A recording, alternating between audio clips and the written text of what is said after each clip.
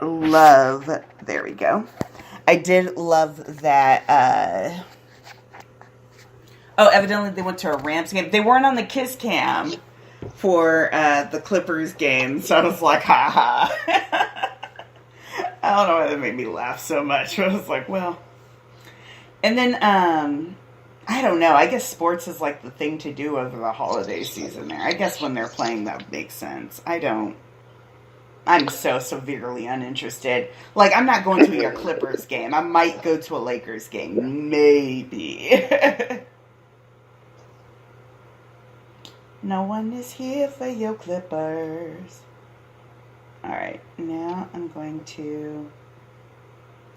So we are live. Yay. Yay, we got Dylan dancing. And, we got the Golden Globes happening. And people giving us a shot-by-shot update of like, oh, I see him, but I don't. But I know.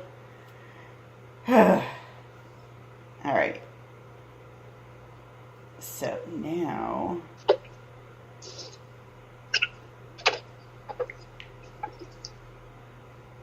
let me post this.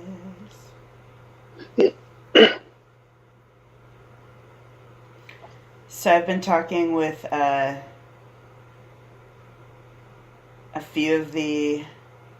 couple, I should say, of the aunties, mending some bridges. How's that going? What's this, a resolution? It's going. Well, it's because, and they probably say the exact same thing about us. On a one-to-one basis, it's fine and everyone gets along. It's just getting together makes people crazy. And that's all I know. Hey, Lisa girl. Hey, Foxy. All right, podcast. PHAD podcast on Spreaker. Livecast. Oh, your new theme is cute. What thing? Your theme for the, I hadn't seen it yet. What thing? Theme on the Tumblr? Yeah. Oh, yeah. Before I'm slow. It was like wrapping paper. And it was super adorbs. Hey, Gee, you gotta check out our, Patreon too. I did a video. And it is low budget. But there's a lot of heart involved. And a lot of frustration. Oh, hey, Mufti. That smiley looks deranged. Hey, Terry. It does look a little coked out. Yeah, it looks like it's coked out. I was just like, that's the Jeff Davis smiley. Oh my god. No, that's the Cody St. News. No, I think Cody St. News is full meth. I don't know. Yeah, those eyes are way too open for Mr. Cody. Exactly. He has a bunch of pictures with him kissing this girl, talking about the love of my life and blah, blah, blah. And I was like, but dude, she got a penis.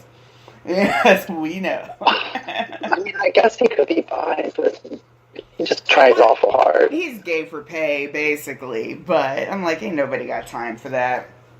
You were at Jeff Davis's New Year's party at the bar. Like, all these dudes were kissing around him, and he's just sitting at the bar with a drink. Or like, Cody, what are you doing? Hey, Amethyst. Sort of like... Hey, Natalie. Some new people. Hey, y'all. Is that a pasta? Is that a wave and a pasta? Because I'll take it. What were you saying, Dan? I'm sorry. Just super depressing. Sort of in that vein of like Hollywood Predators. Yes. You know what I never really put together? What? And it's so obvious. Okay, so you know how I'm obsessed with Jonathan Brandis. Oh, yeah. Oh, yeah. He's clearly abused. Yes. I was thinking... I never, put those two together. After we saw old dude on Stranger Things, then I started thinking about that group of kids, and then I was like, Jonathan Brandis, and I was like, oh my God. I was like, oh. Yeah, like, how did we not?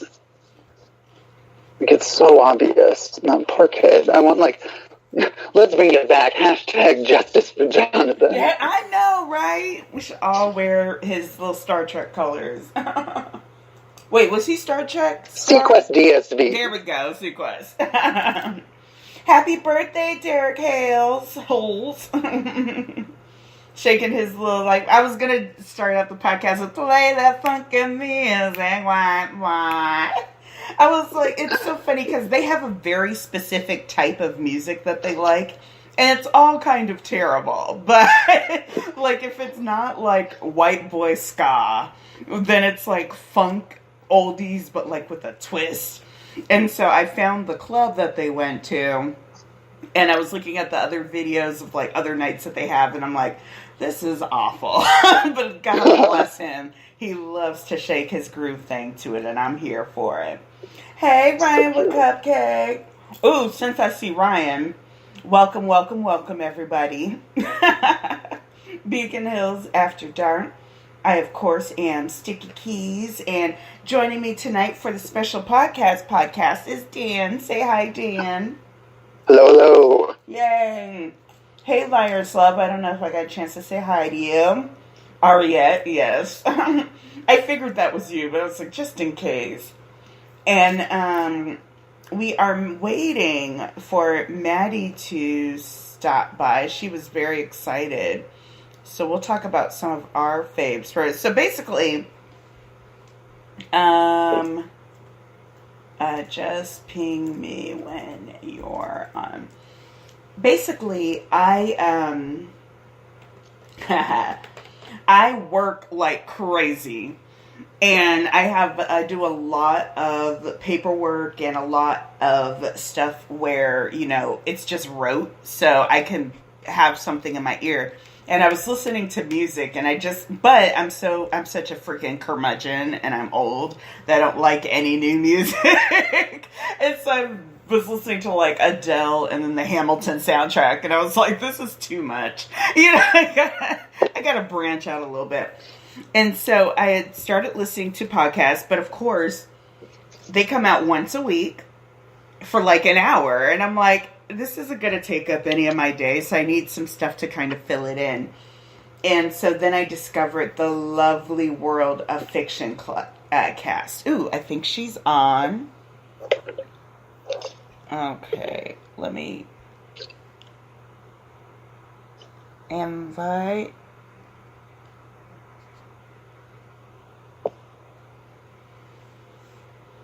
Alright, just sent you an invite.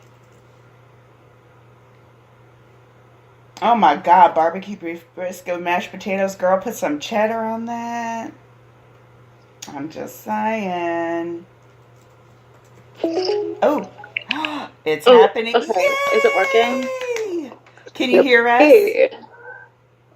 I think I'm ready. I just need to go grab my headphones. Okay. I'm so sorry. You're okay. Okay, just 1 second. I'll be right back. Okay. Jen and I will keep going till you get back, and then we'll introduce you. So, what was I going to say? Oh, my God.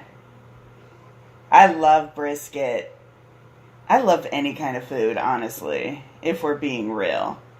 I just did a Hawaiian pork, Dan.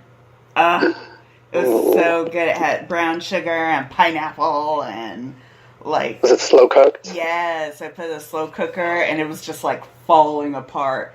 And I did that with some rice and some, like, green beans and some peppers and all that crap. And then later, by the end of the week, I just barbecued it and then, like, made sandwiches. I was like, as pork is want to be done. So, I think a good thing... Oh, is someone yelling? Oh my God. So right now on the blog, we have a headcanon going on because we need to see Dylan as a ballet dancer in a movie.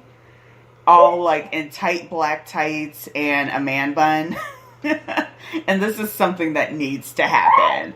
And so we've been coming up with ideas, and the latest one was something about Derek telling Styles to hold on to his pole. And we don't quite know which one he's pointing to. And it's pretty lovely. Hey, Painfully Stoic. And Fandom / Hey Boo. You know what? We're gonna build this bridge, Dan. You'd be so proud of me. This is with the antis. Podcasting. No, it's not fandom. It's fandom / was oh hey baby, thanks Derek. Oh Lord, here we go.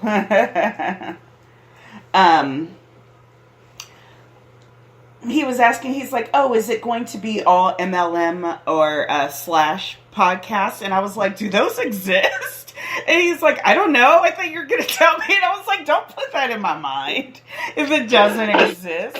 Because I would do that. I would love that. And it would be amazing. Just like a whole world I know nothing about then. Right? I was like, let me find that. That's why I was like, is that a Grindr add-on or something? Like, because I will sign up for Grindr for the Grindr Elite podcast. That features MLM podcast. Hey girl, you with us? Hi. Is that a baby? I'm sorry. You're okay. What's up with you guys? Hi, you getting set up? Hello. Okay, cool. I'm sorry if you heard the background stuff. Oh, they'll be alright. What do you want us to call you? What was that? What do you want us to call you? Oh, my friend just called me D. Okay, So you cool. can just say D. For, first of all, yes. No, Natalie, first of all, I need Mitch Rapp to, yes, go undercover as a ballet dancer. Second of all, in order to be canceled, you need to have mattered in the first place, and he never has. And third of all, we have a fun guest with us. We were talking about podcasts, and I was like, someone needs to volunteer because it just can't be me being like, these are the podcasts I listen to. And then I got a wonderful little DM, and she's like, I listen to them too, girl. And it was very sweet. So we are welcoming D. Hi, D. Hey. Oh, hi. Sorry. I was like, are you getting settled? Are you on your phone? Yeah, I think that's Okay. the issue. No, you're fine. It just kept moving, so I was like, are you okay? Oh, yeah. Yeah, I'm just trying to find a spot where it's actually quiet. Okay. No, you're good. Okay, I'm home until school starts again, so it's kind of messy. Oh, no, I know that life. Good girl. Eyebrows. Oh, is Eyebrows here? No, please, we are not talking about that trash. That actually, they were talking about it on the read and, telling the story, and it just made me, tear up. It was just so, you just get sick and tired of people being openly disgusting. And so I'm just I'm done. I will say I sent a message. So I was like, since you are, all for people calling out, have you ever considered apologizing for XYZ? Just want to know. Let me know what you think. So we'll see if I get a response. I was in my feelings. That is so savage. I was in a mood. Dylan O'Brien really did cancel Logan Paul. He really did. Wait, hold on. I'm going to go to his page. Because last I checked, that thing had 600,000 likes. It has 808,000 likes. He's got almost 1 million likes on this tweet about Logan Paul. Dylan was extra angry about this. I was happy that he was. I was just kind of surprised at his reaction to it. I don't know. Well, he did the first thing, and he was like, "I guess that wasn't enough." Yeah, I was like, you know what? I just want to make sure this little white boy, frat boy, understands just how fucked up he was. Because Dylan was I was real proud. I was like, you know what, Dylan? You give it to him and you keep on giving it. Yes. It was insanely ridiculous that... I have so many younger cousins who are obsessed with this motherfucker, and it's so disgusting. Like, I literally threw away... My brother has, like, his merch and all that shit. I was like, no. I guess he's like a little... Or I guess little kids really know him. His demo is like 8 to 12-year-olds, so yeah, it's young kids. It's real fucked up. I was talking to my nephew today, and he was like, he works at this gymnastics like trampolining center, and so there are a bunch of kids. He's like, kids love this guy, and I was like, it's really funny because kids don't watch TV anymore. Kids watch. They really don't. And it's very interesting to kind of see this trend of like a bunch of kids, and I think it's because they have good eyes and they can see. And so they're able to scratch around these little phones and look at stuff. And me, I'm like, you got to put that on 32 inches or more. I can't do I'm actually dead ass. No, but like my entire family, all our cables are cut and all that shit. Like my little brother and my younger sister, all they watch is YouTube. And I'm like, I love it, but at the same time, I'm just like, that's ridiculous. Like, when I was a kid, it was like Disney stars and like Nickelodeon and all that shit. It's the right time for a Vogue movie now, I know, I'm like, but like now, all these like random ass people can get famous though, and it's like amazing to me because this fucking Logan Paul kid would have been shit in like in the 90s, but now he's everything. He's everything, and it's just a matter of being shameless and having a video camera. And god dang it, I'm trying to get there. Oh man, I can't even deal. I think you're missing like the racist aspect to it. You also have to be extremely racist. Well, that too, exactly. You're missing that, okay? And you know what's funny? One of my nephew's friends. I grew up with this kid. I watched him grow up. He a little white boy, but like he just loves black people. This sounds bad already. Exactly. Loves black people and thinks I'm the coolest thing, and I'm like, ooh, I guarantee you I am not. But he just found out he's like super into musicals and he's like heavy into fashion. Oh, that's so cute. I know. And we've always kind of coded him as like, you're like a Kinsey Ford, dude. Like you're sort of curious. And so, but he calls himself, I'm a Trump supporter. And I'm like, well, first of all, you don't. Oh, honey, baby doll. Sit down. Don't tell people that in public. And I said, and if you ever say that in front of me, I will put you in a headlock. And he was just like, dang, Stacey, it's like that. I was like, yes, it's like that. I will cut you. But you're from the Midwest, right? Yes. I feel like everyone who's white in the Midwest default think they have to get Trump. Because I have so many white friends who vote for Trump just because they're Republican. I'm like, no, baby doll. There's a difference between Mitt Romney's random ass and Trump over here saying, like, he wants to kick out all the brown people, bring all the Africans back to Africa, bring all the Arabs back to where the fuck Arab land is. I'm like, you know what? I get it. Like, I'm Muslim. I don't like Arabs either, but, like I don't know where else to go. Like, I was born here. Like, I don't know what to do. Exactly. Like, what are you going to do? I don't know. Like, you could take me to London. That'd be nice. I'm like, you could just take me there. Like, I don't know what else you want me to do, but, like, I don't know. So funny, but that's exactly how it goes. No, but you know Trump wants to fuck a brown girl, like, hard, but, like, his tiny hands don't get him nowhere. You know what I mean? Exactly. Like, his tiny hands, like, he's, like, over here trying to, like, fucking, like, he's, like, I saw the funniest post. He goes, how is his tiny hand supposed to press the button? I'm just like, that's true. That's very true. It's so true. But then we were talking about that, too, because evidently he tweeted some sort of joke, and we're just like, who told the president that Twitter was open mic? What? Why is this a 2-drink minimum on your tweets? What is going on? Oh, it's so sad. This man. Ugh. Absolutely. I don't know. It's draining when you keep up that kind of shit, though. And, like, I'm a political science major, so, like, this shit just, like, fucking drains me. I'm just like, this is ruined all of my respect for the office. Like, I don't know what to do at this point. Well, but this is why I don't watch the news. I literally don't. Like, I do it, like, for my classes, and then, like, when it's done, Like, I'm gonna go. Like, I'm done. But in lieu of watching the news, I listen to podcasts. See how I brought it back around? You got your priorities. Right? You know what I mean? Hashtag. So, I was thinking what we could do. I know some podcasts go, like, on a schedule. And so I was thinking we could do, like, a day, or we could just kind of do, like, a round robin and talk about one that we like. And if you talk about one, talk about, like, where you can find it. And then just like a nice little summary. Dan, do you have one that you want to bring up? Hey, Miss Ixie. Terry, that is an excellent question. Dan, can you hear me? I can't hear you. Oh, okay. He said, hold up. So I'll talk about mine. Here, wait. I'm going to make him big.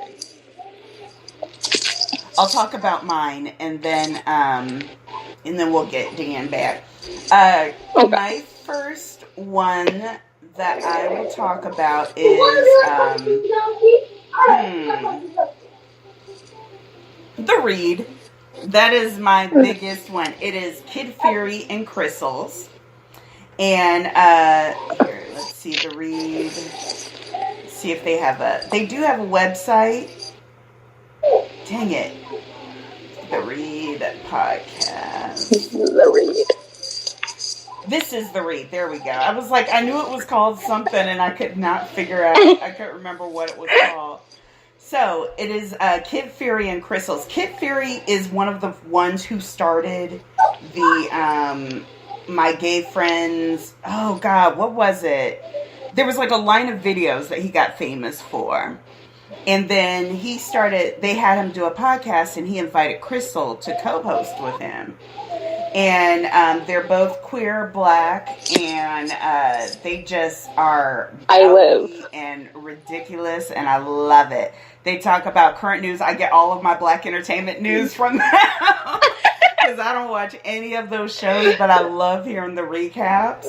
And then they have listener letters where they talk about people write in with like their messy questions, and then they're like, "Girl, break up with him." Is usually the answer that they give. And then at the end they have what's called The Read, and that's where they just tell off someone who is acting up. One of my favorite episodes to date is the one where Drea got arrested, like, for leaving her baby at home, and Crystal read her, and it was just everything. So definitely check that out. Ooh, thank you, Fandom Slay. I live. It's so good. Oh, it's so good. Dan, are you back with us? Can you hear me now? Yep. Okay. Now, on The Read, I haven't listened to it in a while. Mm-hmm. And it's hard. It's a lot. It's just a lot. In terms of, like, content? Especially, it's a lot and this is going to sound so ridiculous, but as a white person, it's a lot to listen to because it's, like, constant barrage of, like, fuck, we are terrible. Fuck, I know. Oh, God, okay, I get it. And so I take breaks. So I used to take breaks just because, I mean, it is a lot, and it's a lot of anger, but there's also, like, a lot of fun stuff, because a lot of that happened during the election. And so... Yeah, that's when I started getting into it. Yep. And so now that it's kind of gotten a little past that, you see a good mix of stuff. They do a thing at the top that's called Black Excellence, and that's always super nice. And then they have the Gossip Corner, which is just, my everything. Anything I've ever known about Tyrese and his shenanigans and all the Real Housewives and all that stuff. Fantastic at it. And so, do you ever listen to The Read? I've never heard of it, but it sounds amazing, and I really want to get into that. I really suggest it. It is awesome. It sounds literally so fabulous. I can't. All right, Dan. Give me one of yours. Where to start? Okay, so I guess we'll get into like news type or political podcasts later because I have tons of those. Okay, let's say that one is a comedy podcast, so let's kind of stay in that genre for now. Okay. Comedy. I was just thinking of one. I guess a good place to start with just straight up comedy. Oh my god, where'd I go? Clearly, I prepared very well. Right. I guess it's the oldest one I've listened to, which is it used to be Gay Pimpin' with Johnny McGovern. Oh yes, but didn't it have a name before? Is it what? Did it change its name? Basically it's now like hot tea. It's like Hollywood hot tea or something like that. He still does the Gay Pimpin' ones, but not as often because it's not like his monetized ones because he's finally moving into like, he has all his like YouTube stuff. Yeah. But I mean, this one has been going since 2006 and it used to be like 3 hours a week. Yes. And it's just... That's crazy. I've listened to like all the old ones like several times. Like Johnny McGovern used to be on for like... Yeah, I absolutely recommend it. That's awesome. You're just going back and you hear like the old school gossip, you know, and you're gossip through the lens of today. It's so interesting. Oh my god. Oh, I love that stuff too. We'll have to check it out. It's so fun. Babe, thanks, Eric. Don't make me boot you off this thread. How do I block you? Thank you for the slash. Alright, G, what's one for you? Okay, so more in like the vein of comedy, I guess.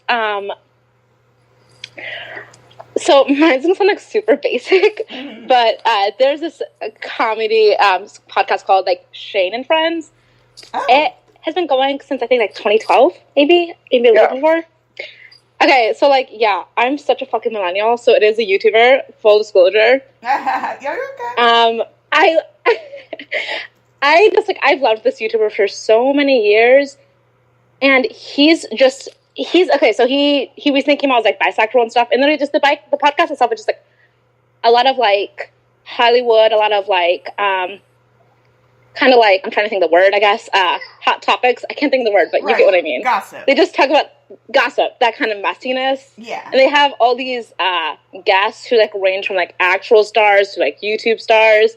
And it's really messy. Like, it's not, like, great, like, quality, but it's really funny. Like, I love the co-hosts. They're both very loud and very funny, that kind of stuff. They talk a lot about, like, just all that kind of stuff. Yes, the new co-host is Jessie Botafugo.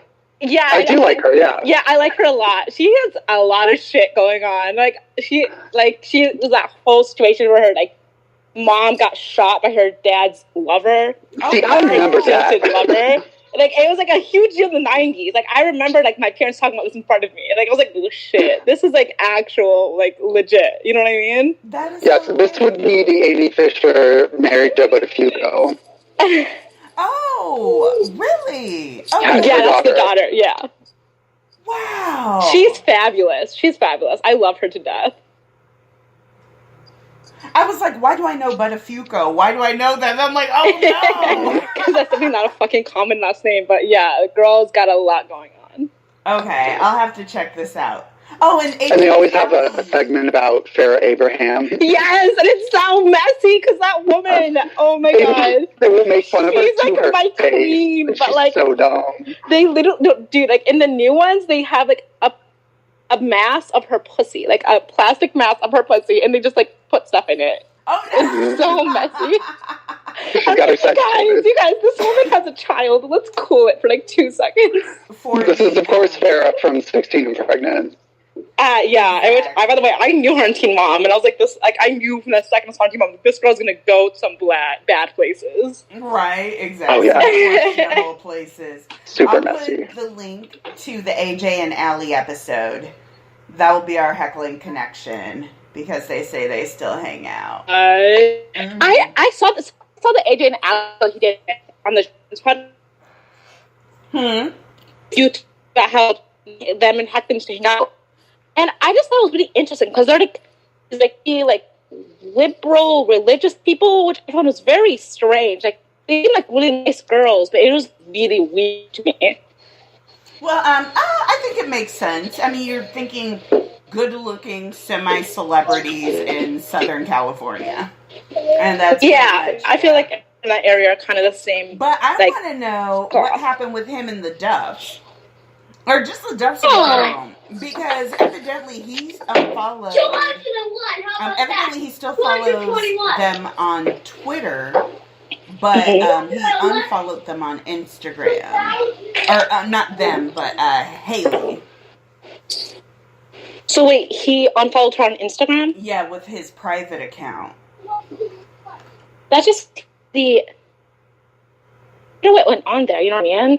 Yeah, I'm like, I think she's convincing him to come out the closet, and he's like, I just need to block you right now. Like, I can't do it. I think he's like heckling like this monstration's over, like you need to get together, and he's just like, I'm gonna block you, like this is canceled. Oh dang. Because I actually would have seen her going the other way, but like, bring her over, honey. We'll cook some food, and I can see that. I'll show her how to make an appropriately sized lasagna. Someone sent me, God bless them. They sent me no, the Duffs cheeseburger dough balls. And they were like, for your tiny food collection, here's a post of mini cheeseburger dough balls. I was like, thank you. I'll be sure to send this to Mon. And so, okay. Oh, so I'll do mine. I'll basically say kind of anything on Earwolf at this point. Not anything. But the ones that I listen to, first of all, I'm obsessed with Paul F. Tompkins. I have been obsessed with him. So, wait a minute. What is going on down here? Oh, yeah, and all you should listen to my podcast. We'll talk about that later. Shameless promo. Yes. Paul, oh my goodness. Paul F. Tompkins, he is a comedian. He was the host of Best Week Ever, and he was on Mr. Show for a while, or whatever. I've been obsessed with him forever, and he does a ton of podcasts. And so one of the Monday podcasts that comes out tomorrow is called Spontaneous Nation. Spontaneous Nation, and actually I'll get the link for this fandom slash because it is a beast to spell. It is basically a long form improv, and they bring in a celebrity or, whoever their guest is, and they do an interview, and then they take details from that interview and then they do one improv scene.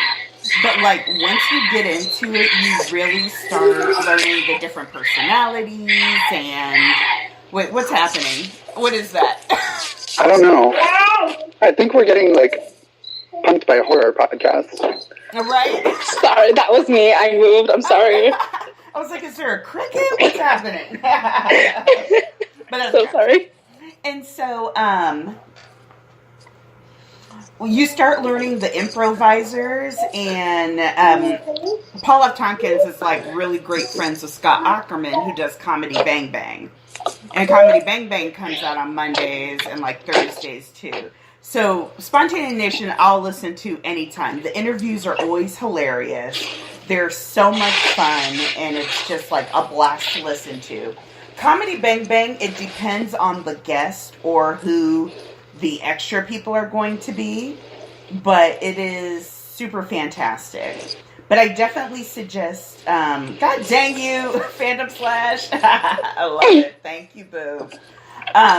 The latest episode had Joel Kim on it, and they were talking about, like, so whenever they do an interview, the last person they interview gives them a question for the next person to answer. And so, like, his question was, like, what was one of your first times?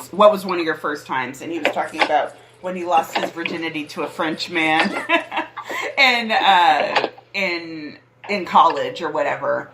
And then they started talking about, like, the different bases and, like, boy virginity versus girl virginity, just all this stuff, and it really made for like a super fun improv. It was so much fun though. It was super cute.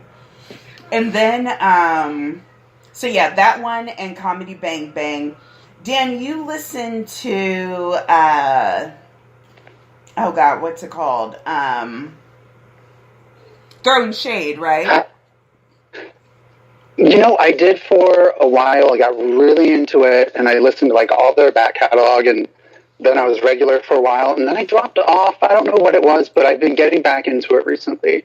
Now that they're back on Earwolf. Did not? Yeah, it's a TV show. Yeah, okay. TV Land, I think. Yeah, that's what it was. Oh, so is it? Was it okay?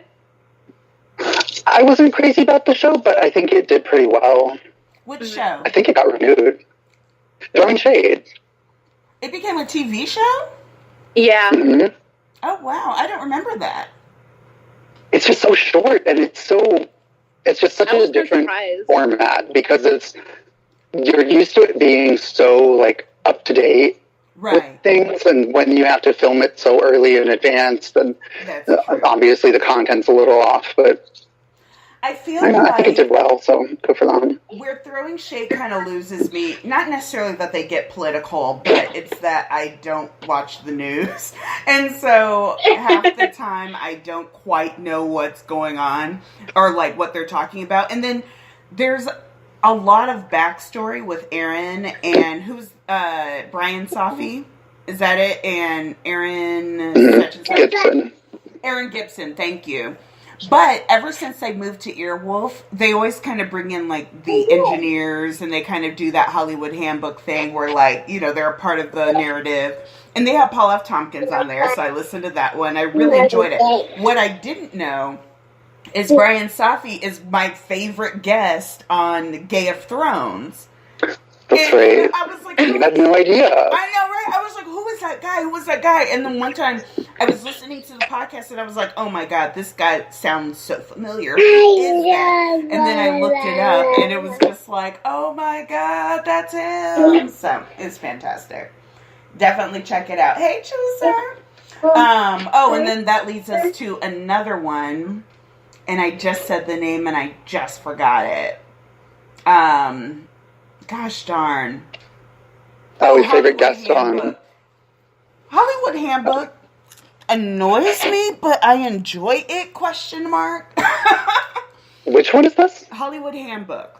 It's with Sean Clemens and someone. They're very irreverent, and it's all about making it in this great Hollywood that we call show, and, this great business that we call show, and on Stitcher Premium, they did a masterclass, and that masterclass had me dying. I was just laughing so hard. And it was basically them trying to teach this guy how to be an actor and how to get into the business. But of course, being like really self-absorbed and self-important and stupid. It was good times. That reminds me of probably one of my favorite podcasts of all time that they don't make anymore, but I think it's still available. It was on Earwolf. Was Drew Droege had Glitter in the Garbage. Oh my God, yes! It's amazing. It's in the archives. Oh my God. Glitter in the Garbage, Drew Droege is amazing. He's so cool. I love him. It's incredible.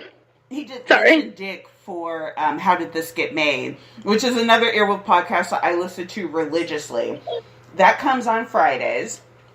They basically blast movies. It's Paul Scheer, Jason Mantzoukas, and June Diane Raphael, which I didn't know for years that June Diane and Paul Scheer were married. And now they have like 2 or 3 kids. Yeah. But they roast movies, and then every other week they do a mini episode where they talk about what. So you basically get 2 movies a month. And it's really cool. Ooh, and I think they might have had one. I need to check that update. Oh, it's so good. So good. I'm on Stitcher Premium. It's like $5 a month. Their app is trash. But if you have an Android, it's basically one good way to kind of have your podcast in one place, even though their app is complete trash.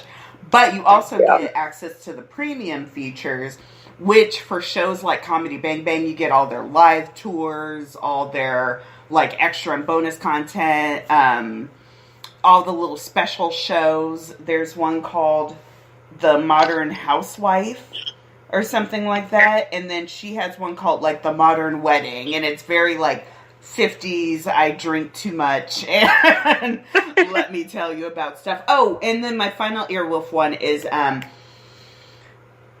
God. It's filled with people that I love, but I don't think I fully understand the podcast yet. What is it? It's called Super Ego. Super Ego. It has Paul F. Tompkins, of course, Matt Gorley, Matt McConkle, McConkey. Yes. No, and this is what cracks me up. So Matt McConkey is on, what's it called? Oh, these are two different people? Yes, they're two different people. Oh. I was like, that's sticky, just getting something wrong. No, because Mark McConville is an improviser. Matt McConkey is on that new show with the MTV guy. Oh, God. That one is rough. That show is rough, which is so funny, but that's why can't I remember his name, you guys? Who's the gay? He came out as gay, and everyone was like, okay. Dave Holmes. Dave Holmes, yes, exactly. He's so, it's like, God bless him. It's not even that he's straight acting, he's just boring. It's just like, and he's like got that corny DJ thing going on where it's like, I want to like you, but I don't. Just misses the mark, just slightly. Just misses that mark, and I'm like, but that's Matt McConkey. This one has Mark McConville, but it is really good. The Super Ego in and of itself is weird. I think it feels like there's a lot of backstory that you miss. And once you get into it, you're like, okay, I can kind of understand, but it's a little too absurd for me. It's a little too stream of consciousness. However, they do these things called Forgotten Classics. And the Super Ego Forgotten Classics, they take books. They have nothing but a list of characters in the first line. And they do books that basically everybody should know or everybody has maybe read, etc. And then they do a whole improv where they act out what they think the book is about. And it is amazing. They did the Red Badge of Courage, and they weren't too far off. They're like, I kind of remember like a little bit of what this is about, but I really don't know. But it was insane, and it was so much fun. Homophilia, thank you. That was the one. So yeah, those are my little comedy ones. Dan, what are you thinking in terms of comedy? You got any other ones? Yeah, this one's also going to sound kind of basic, but and don't judge me, but it's the Tyler Oakley podcast. It's called Psychobabble. Really? Yeah, I really like Corey, who is the co-host. Still with Corey? Yeah.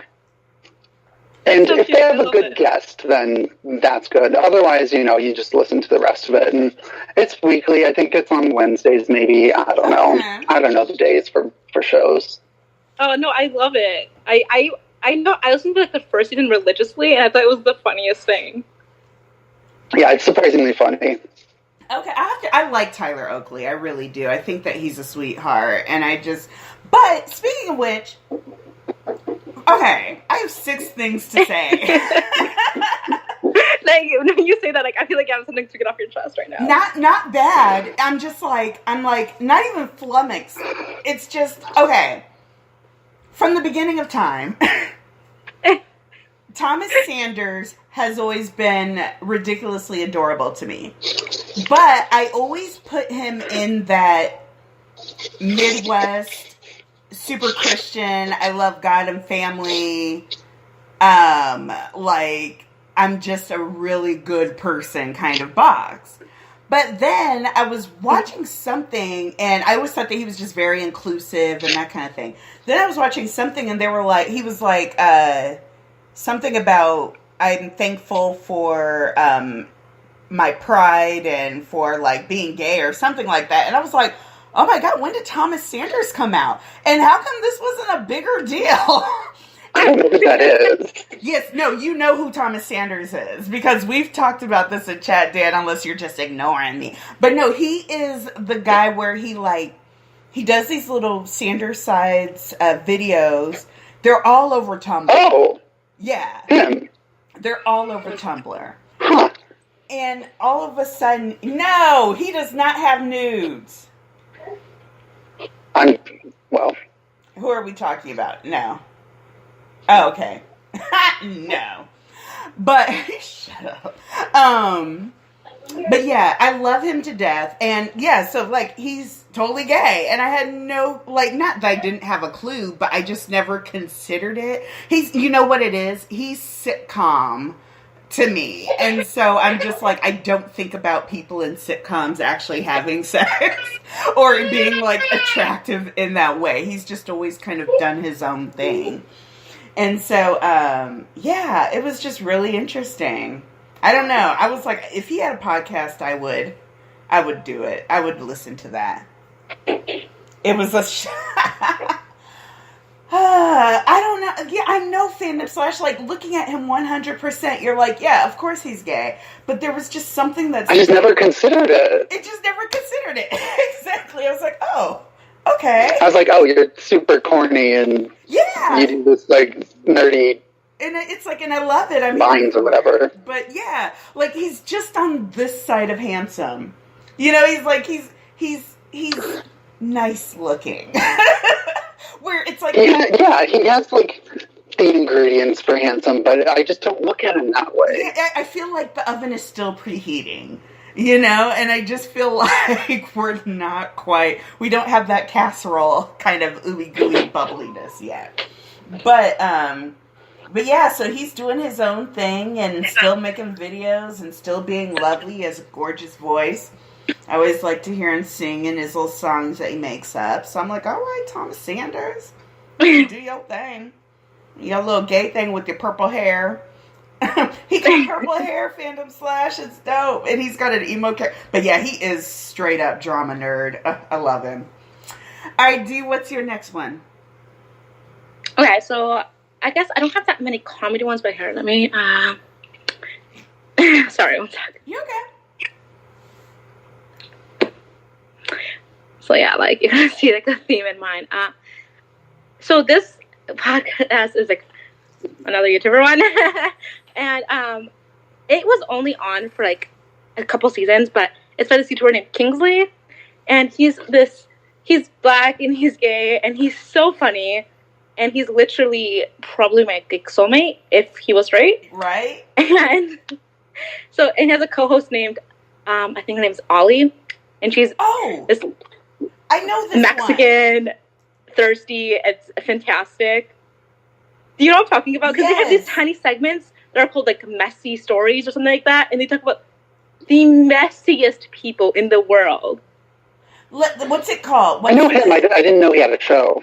Yeah, Kingsley. What's it called? Let me find the exact name. Yes, Lisa. Just less Overexposed.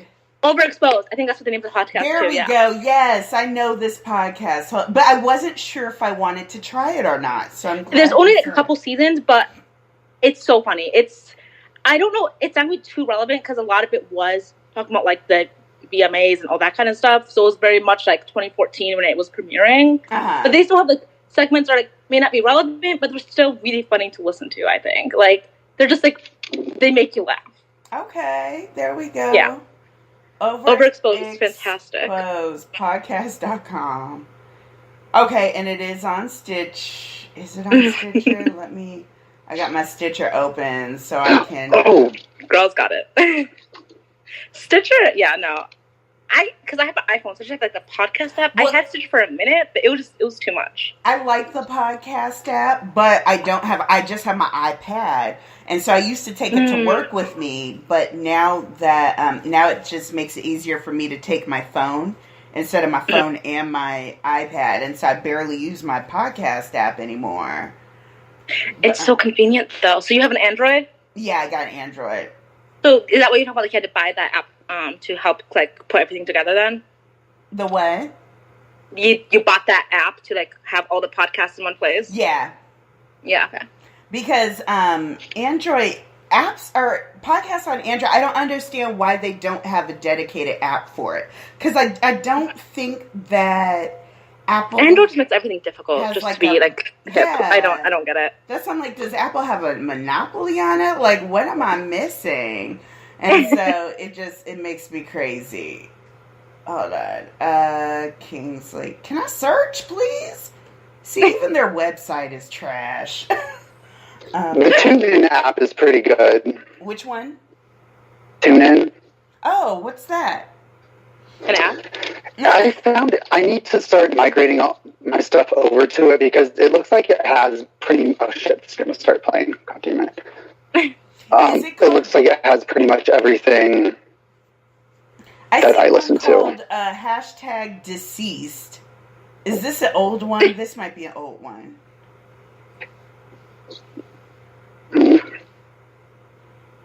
Yeah, this is back in 2015. Dang it. Okay. I was going to say there's this other comedy podcast that is also defunct, but I believe you can still find it. And not even all the episodes either. They don't have all of them up. But it's the Chris Levin's Story Hour. And if anyone's familiar with him, he's this really funny, gay guy. He's an actor, and he has a book where these stories are from. I know his name, for sure. Chris Levin? He was in, Leavins. He was in Todd in the Book of Pure Evil, if anyone happens to know that. He was the principal. Here, let's see what he looks like. Yeah, I'm going to have to look up his face. He's cute. Oh, okay. I know who he is. Oh, praise Christ. Okay.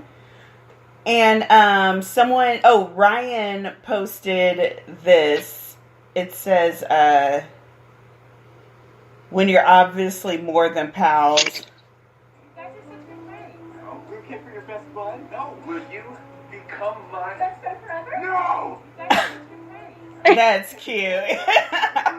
And I think that, that's the other thing is I do think that he's going to end up with a black boyfriend, and that makes me very happy. I want good chocolate things for Thomas Sanders. I love it. I need that to happen now. Right? Exactly. I need that. Now I need it. Right? Okay, so let's go on to I'm trying to go day by day in my head of what I listen to. We can talk about some of the fiction podcasts. Do you guys listen to those much? I listened to a couple. So, I started with, what I thought was a fiction podcast, and then I learned very quickly it was not. and that got really dark. Yeah. Well, not only did it get really dark, but I was like, okay, so first of all, it's S-Town. And I was like, whoever did this in the style of like a... You didn't know that was real? No. Because I was telling people, I was looking for, they were like, these are the best fiction podcasts. And I think I called them like a scripted podcast because I didn't know what to search for. And so it was one that came up and I was like, okay, this is going to be a scripted podcast. So I used to listen, this is another Earwolf one, the Blacklist Table Reads. They are still on Earwolf and they are amazing. Basically, it is the best unproduced scripts in Hollywood. And what they would do is they would get a bunch of actors together and they would act out the different scenes and they would add sound design and all this other crap. And in fact, one of them was so great that I'm going to stare at it. And I'm super excited about that. But that's so exciting. I know. You have to like mention it like when you like post it and stuff. I will, because I was so touched. I was like, oh my god, this is going to be an amazing Steric. So do you know what you're gonna call it? You know what you're gonna call it? Not like the title? Yet. I'm still working on that because it's like football players and of course NFL, and one of them there's a video that gets leaked during this party, and you think, oh, he's going to be found cheating on his wife with a woman, but of course he gets found out cheating on his wife with a dude.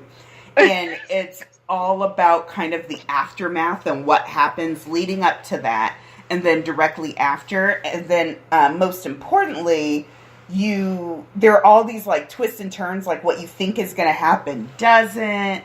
And it just tore my heart out. Fam, I'm so pumped right now. Yes. And so they stopped doing the podcast. So I was like, I need something else to fill in this time. So I was doing LeVar Burton Reads for a while. And that was nice, but they were very much like one episode a story. And so I was just burning through them. So I was like, God dang it, I need something that's going to really kind of hold my attention. That's another fun podcast, LeVar Burton Reads. The LeVar Burton episode of The Read is epic. Seeing them stand over LeVar Burton is just, it's so sweet. It just hits you right in the feels. Because I was giving my Reading Rainbow life. It was so good. But anyhow, so then I was looking for another podcast and I brought up S-Town. And my very first thing was that I was like, whoever they hired, these actors are like, scary great. Like, because, actors have a tendency to kind of be over the top anyway, which is fine. That's what they do. But when you're getting the subtle nuance of like a backcountry hick, that's a very specific thing to get. And I was like, this is dead on. And I think I didn't know it was real until after the guy committed suicide. And then I was like, wait a minute. I was like, this sounds like, what? And so I got really engrossed into it, and I did listen to the whole thing. But one reason I can't do the real murder podcast, the true crime and all that stuff, is because I don't like for things to be unresolved. Yeah. I really that's why I couldn't handle, like, you remember when everyone's like all about like Making a Murderer on Netflix? Like, right. I couldn't handle watching that. I'm like, I can't do it. It just makes me so sad. No. And I'm like, I need to make a nice little ribbon. Right? I need there to be like in it. Yeah, that's because we got spoiled though. I know, but like, yeah. And that's the thing with so there was season 1 of Serial, which I didn't listen to. Don't get me started on that. That was on my list. Well, I didn't listen to that until after. Here's the real tea. His case got like No, that's still going on. But I mean, he got fucked, and he maybe did it, maybe didn't, but he shouldn't be. Describe your relationship with him. But he got completely fucked in the courts. But the real tea where it's at is undisclosed. Ooh. Yes, fam. That shit fucks me up. Wait, sorry, go. Well, that's where it's Radia, and because she was the one who introduced Adnan's case to whatever her face is from Serial. I don't even know Sarah her name. Something probably. But after season 2, girl got just like white girl. But no. This is where like they really get in deep, and it's like it's talking about like all the details of like the laws and that kind of shit too. Like one of my professors like told me about it, and I was like, okay, let me try this out. And it's like it's so insanely detailed and all that shit. And it's crazy how when they break it down, it's like, how did this kid ever get convicted? Like, it is. Our laws are fucked. Like, they're literally fucked. See, and that's but the jury shouldn't even have. It was insane. That's why I can't do it, because then I'm like, that's real. Like, it makes me so sad. I'm like, it's not like I love Derek Hale, but like I can't read a story about like an actual kid whose entire family died like that. Do you know what I mean? Exactly. Like, I can't write fics and all that stuff. But like, oh no, he's okay now. Like, Siles is like giving to him. It's fine. It's great. Exactly. Because you can write that in at the ending, and then at the end of these podcasts, at the end of the day, him and Siles have like a bunch of butt babies. It's great. It's fantastic. Especially at the end of S-Town, which I really do recommend. Thank you. I was like, require. No, which I really do recommend that people listen to. Professor Stacy. Because when you get to the end, it's just like a punch in the gut. Because you're like, so much of this could have been avoided. No, you're making me crazy. Like, what's this about? Like, what's going on? Oh, okay. So I'm sorry. Yeah.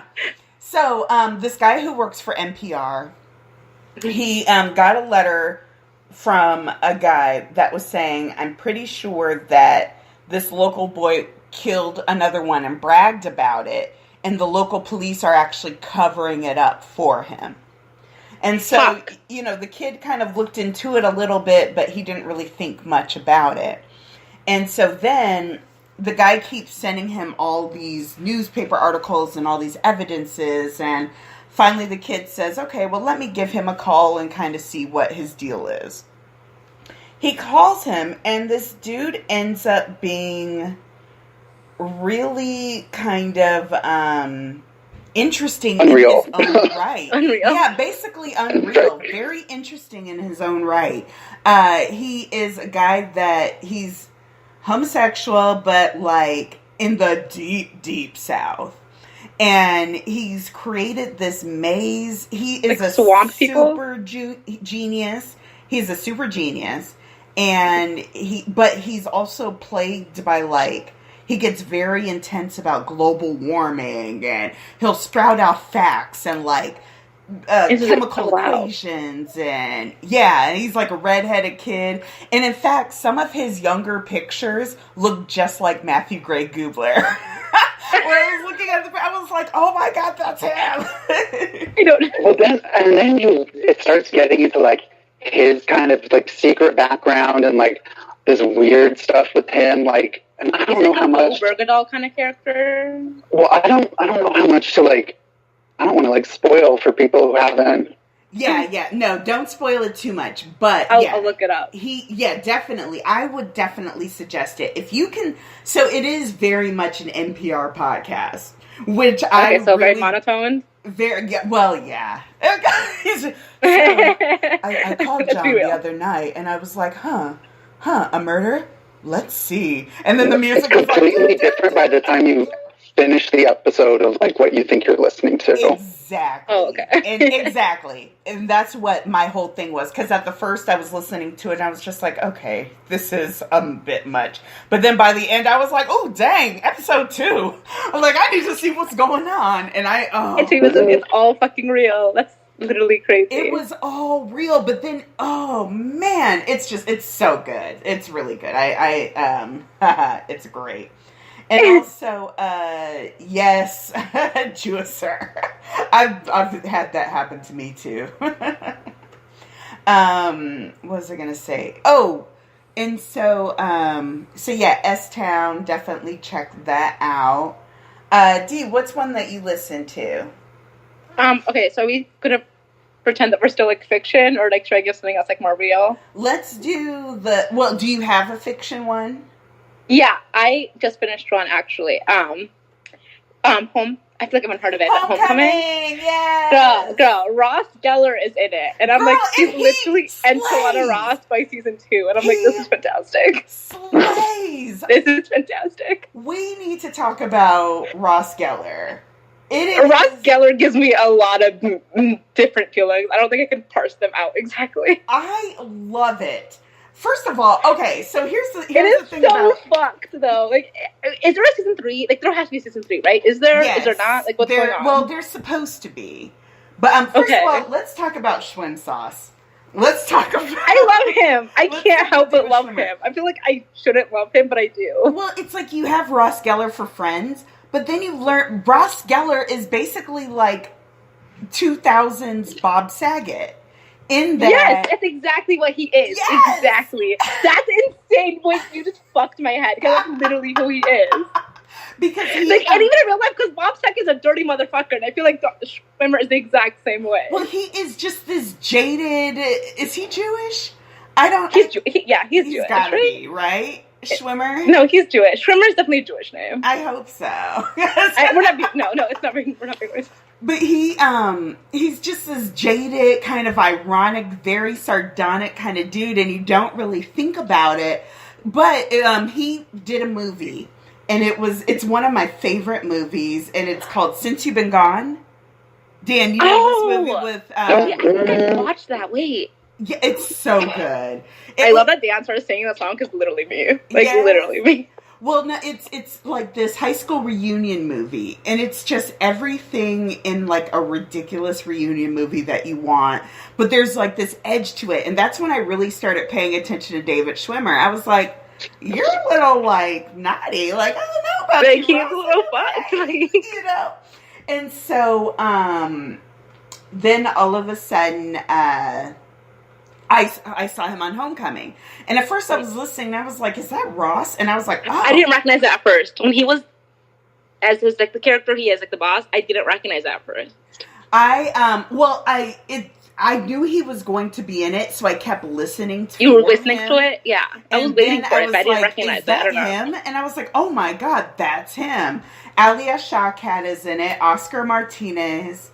I am blanking on I imagined the main person as Rashida Jones for the longest time. I don't know why. Really?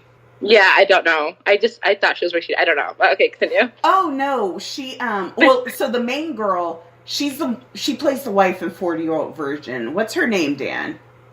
Elizabeth Banks? No. In Homecoming. I don't know. Bergman. Heidi Bergman. No, but I mean, who's her actress? Oh, who's her actress? Girl, I don't know. And it's not Elizabeth Banks? Who was that? The wife in 40-year-old. No, it wasn't Banks. Not for sure. Not. No. The wife. She has that very SoCal sleepy surfer accent. It's exactly what it is, and she even has like the little. Catherine Hahn. No, no, but it looks like Catherine Hahn, but it's not Catherine Hahn. Catherine Keener. There we go. It's Catherine Keener. Yeah, okay. You were close. Yes, and David Cross is in it. Michael Cera, barely, and that's okay. Chris Gethard. They said Spike Jonze is in it, unless he's one of the friends. I couldn't figure out who he was. But who played her boyfriend? No, David Cross. Oh, okay. As soon as I heard him, I was like, "Oh, that's David Cross." Okay, I was like, "Yeah, no, I know him from something. I don't know what it is." I also loved Amy Sedaris in it. She did a fantastic job.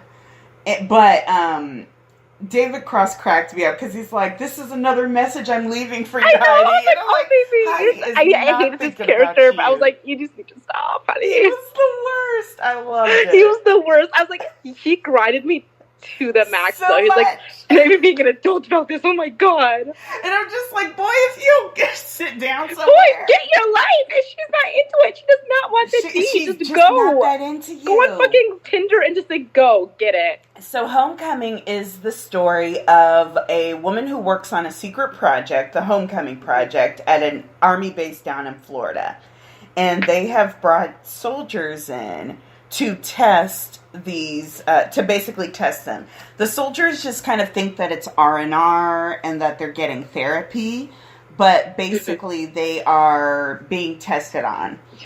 To cure their PTSD.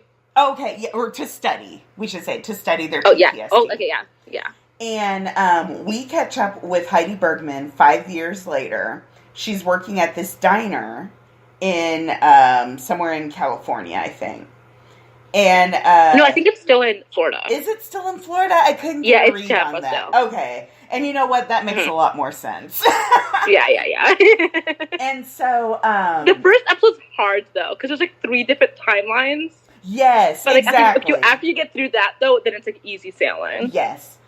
But so Heidi forms a connection to these soldiers, and her job is to report to her superior, who is played by Ross Geller.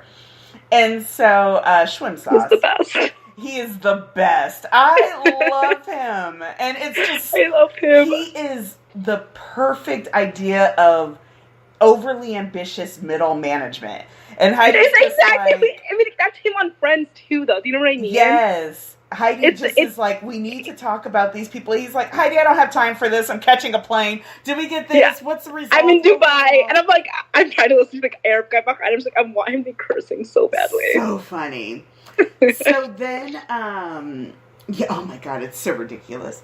And then, it's intense sometimes though. Like sometimes I'm like, fuck. Because I listen to podcasts usually I'm doing something else, but like this one I was actually listening like full on like a few times. I was like, this is really intense. This is one that usually I shut off the podcast when I leave work or when I get home, and this is one that I kept it in and I just listened to it the rest of the night. I was like, okay, I'm with you, Heidi. I'm with you, girl.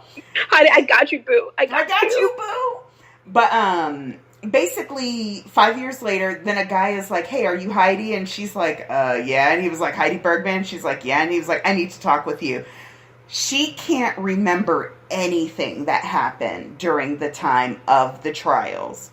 And so the whole thing is really about her getting those memories back and understanding what she did, why she left, and then what happened to the people that were affected by what she did. So and I love her arcs. Like, especially in season 2, she's a really a likable character. You know what I mean? Yes, exactly. And it is actually going to become a TV show. I want to say Showtime picked it up.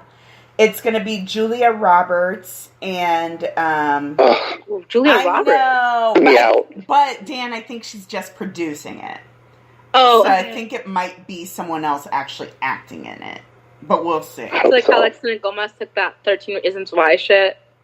I love Julia Roberts, but Dan can't stand her. Test to TV. Let me see if I can get information. I hope they keep Ross. They have to, right? I love how Ross. I mean, unless he has something else that he's doing. But I'm like, if he has something else he's doing, I need him to reschedule. Because that part, I need him to reschedule. I need y'all to push it back. I need Geller on this. It's at Amazon with the 2-season pickup already. Oh, very good. So that's Amazon's really big. Co-star. Okay, Bobby Cannavale's in it. Yes, I love Bobby Cannavale. But not as the David Schwimsass role. I need him as the Oscar Isaac role. Maybe. If they can't get Oscar Isaac, which I don't think they'll be able to. That's going to be fun. So yeah, I'm glad they're doing their thing. Dan, I have a bunch of those that I have been meaning to start for a long time. Like fiction? They're really good, like, fiction podcasts. So they're all kind of like horror, I guess. Well, that's kind of the theme recently.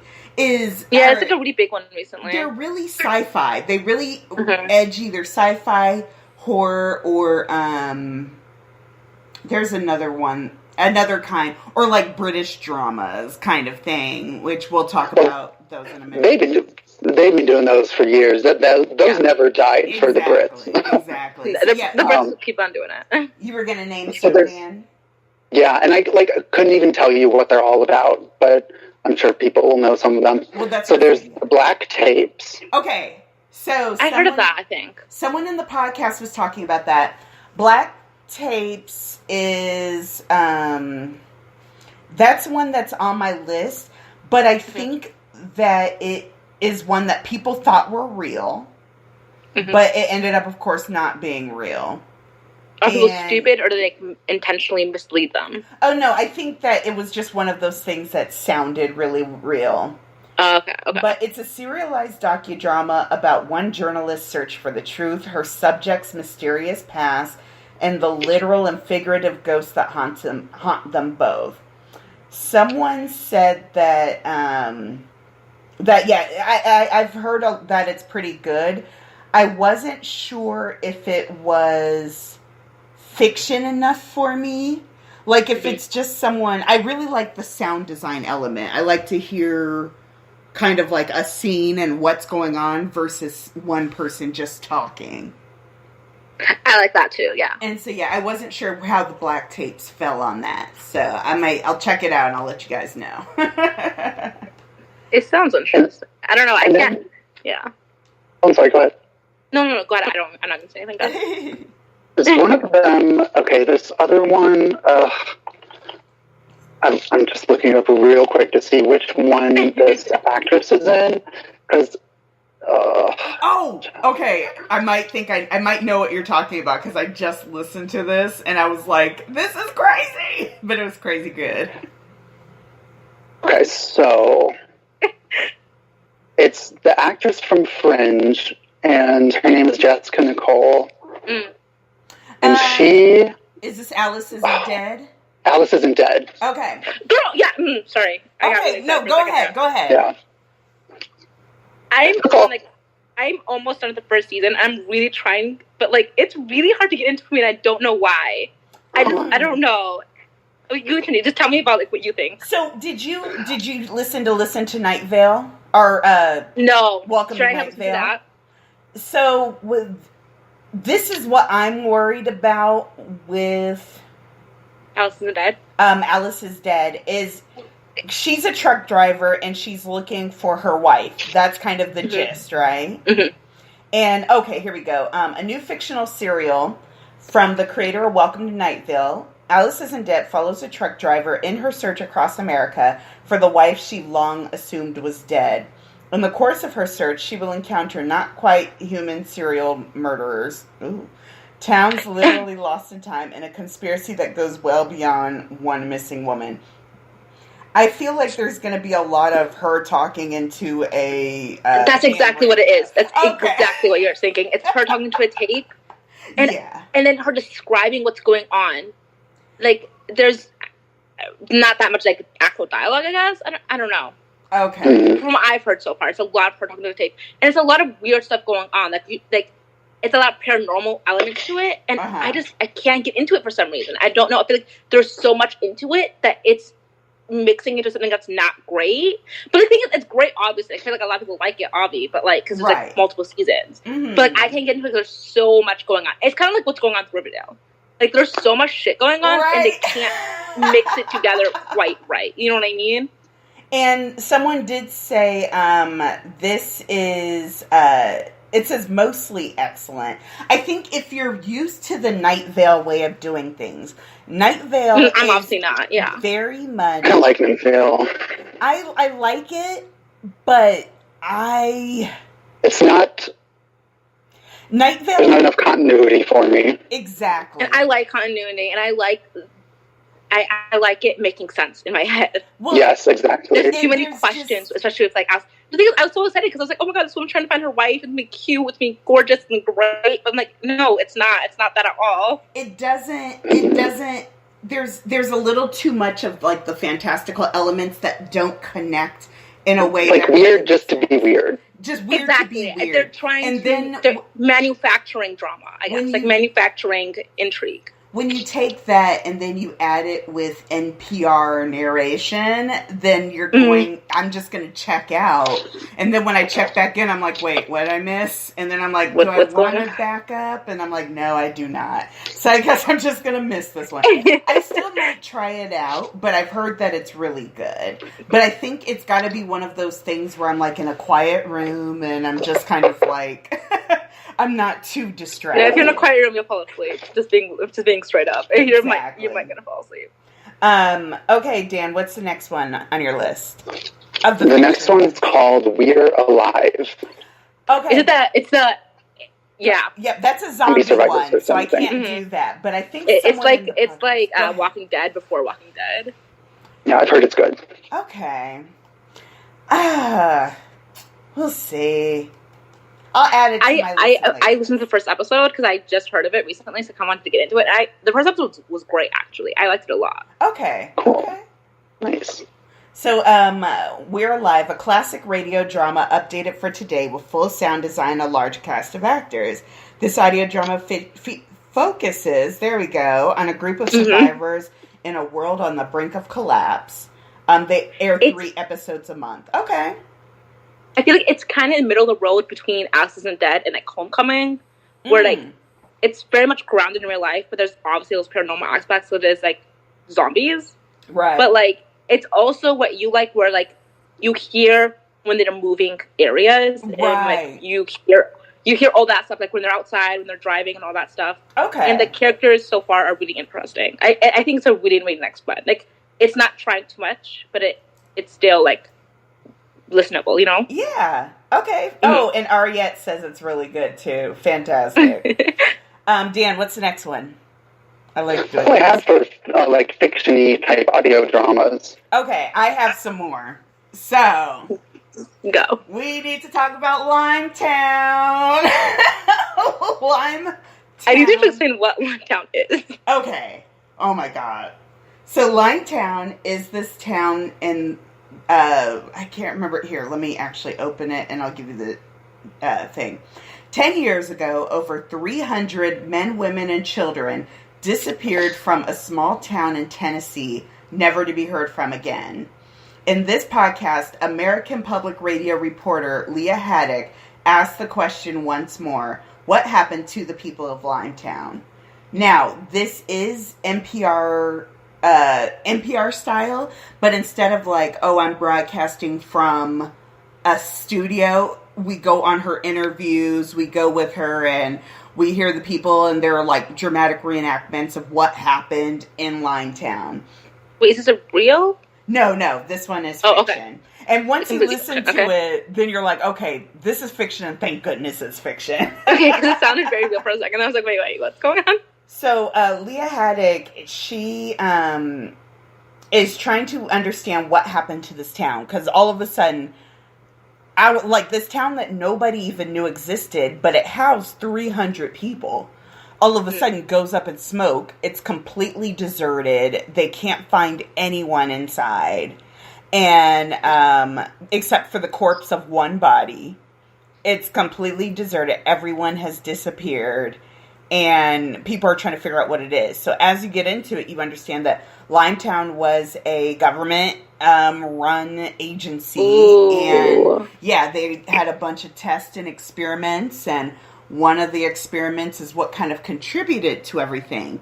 But what makes it really interesting is that Leah has more of a connection to the story than what you know. And that informs the research and everything that we find out kind of moving forward. The ending of, they're doing a second season this year. Okay. They took a mad break. And I'm actually glad that I got into it when I did, because I was able to listen to everything kind of at once. But they were kings of like, let's have a bunch of time in between all of our episodes. I definitely recommend it. There was the last scene of season 1 was slightly frustrating, only in that you're like, girl, come on now, you should know better than this. But it gets you to that point. Oh, go ahead, Dee. Did you say something? Oh, okay. We'll get her back. Oh, there you go. Okay, so yeah, Limetown is amazing. Everyone check it out. The other one is Rabbits. Now, Rabbits is the sister podcast of Tannis. Rabbits was good and it was enjoyable. I think where I messed up with Rabbits is that I went to the Reddit. I had a theory of what was going on. So I went to the Reddit and they had the same theory. So I was like, oh, this has definitely got to be happening. And then it ended up being a little bit different. It's kind of like when you're reading a really good fanfic and then they rush the ending. And so I think that the journey getting there is worth it if you can keep in mind that the theory that you come up with might not be the one that happens, but you can still basically tell yourself that it did, because it would be so good if it worked. When Carly Parker's friend Yumiko goes missing under very mysterious circumstances, Carly's search for her friend leads her headfirst into an ancient, mysterious game known only as Rabbits. Soon, Carly begins to suspect that Rabbits is much more than just a game, and that the key to understanding Rabbits might be the key to the survival of our species, and the universe as we know it. It doesn't do all that. So, whoa there. Yeah, they were doing a lot there, but it is very, it's a fun one. There are a lot of connections. One thing where Rabbits excels is Carly is researching all of these other people, but when you start learning more about Carly, you're like, oh, girl, someone might need to research you, you know? And like, just in, not even that it's a huge story, but she suddenly reveals like, oh yeah, when I was a young child, I spent some time in an insane asylum. And you're just like, what? What now? So like, that might be a little sketchy. Like, let's back up a little bit and see what's going on there. So yeah, that part of it is fantastic. And so I think that's one where as long as you don't invest too much into it, you'll have a good time. Okay. Rabbits is from the same people as the Black Tape.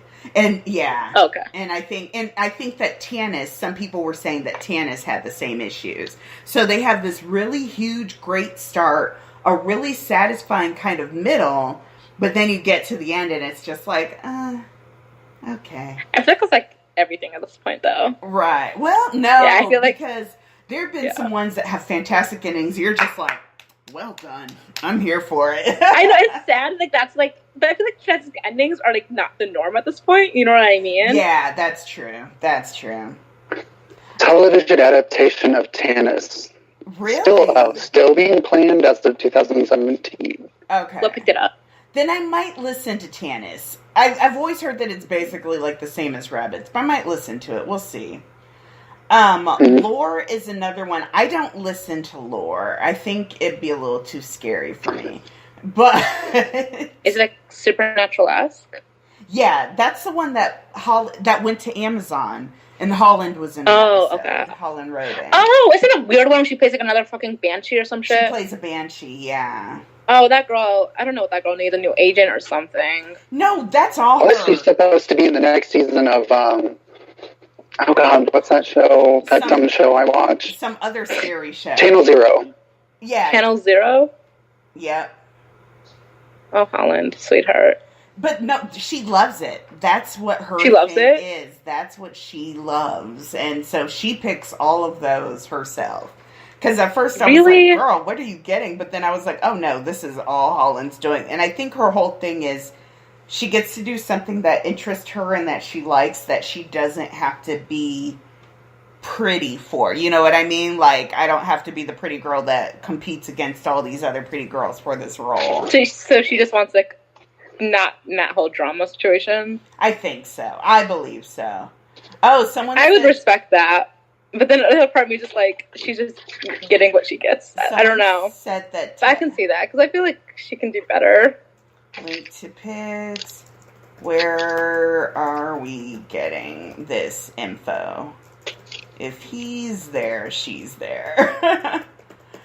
Someone said is that Hecklin at the Globes? That's what someone said, that there was a spotting, so we'll see if they're trolling or not.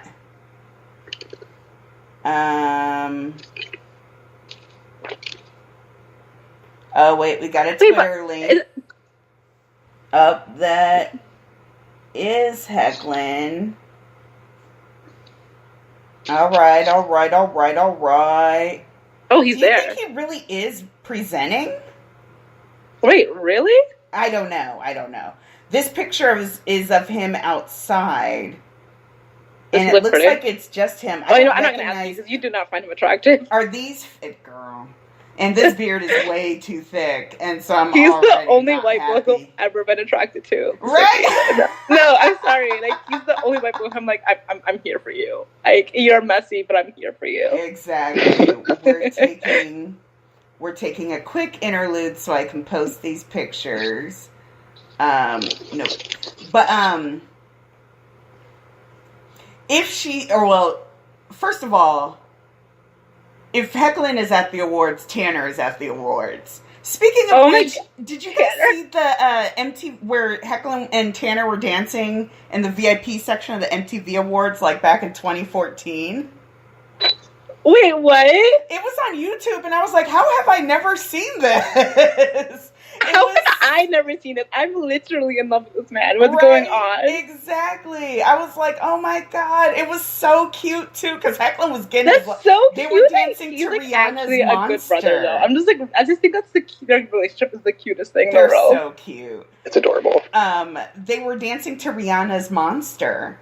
And, But Hecklin can't dance. Girl. He just kept going back and forth. He had this thing going on. And then he would just put his head back. Wait, is it the one where she collabed with Eminem? Oh, I don't know. Child, I don't know. Okay. If people say monster, I'm like, I don't understand. I think it's the one with Eminem. It's like, I'm friends with the monsters inside of my head or some shit like that. Only time I think of monster is Nicki Minaj. I love it.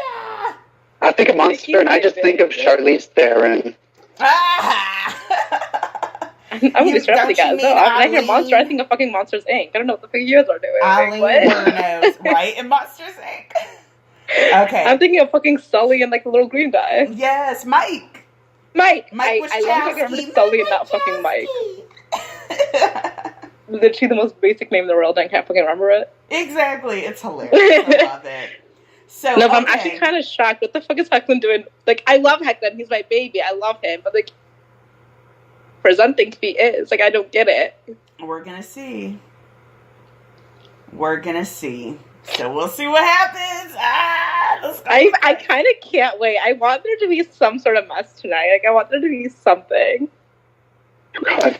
And then Hecklin Central's trying to be cute and posting the 2016 stuff. And I'm like, come on now. Oh, Lord. Okay. I need that girl. I need his, like, current beau to be posting everything on her Instagram. I need her to be super messy about it. Oh, And evidently she is going to be back in the U.S., but she's going to New York in March.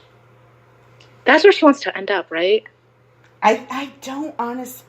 So, that's another podcast, girl. I need to know about that on another podcast. I need you to go find Dylan. I need you guys to go play the Mets together, and you guys just go relax. Exactly. Well, naturally. Their wedding would be so cute. It would just be like orange and blue, and then just like into fucking t-shirts and like fucking basketball shorts. It's gonna be fine. You guys are still so cute. It's okay. Dylan bought a house that they were posting about, this better not be from 2016. Hold on.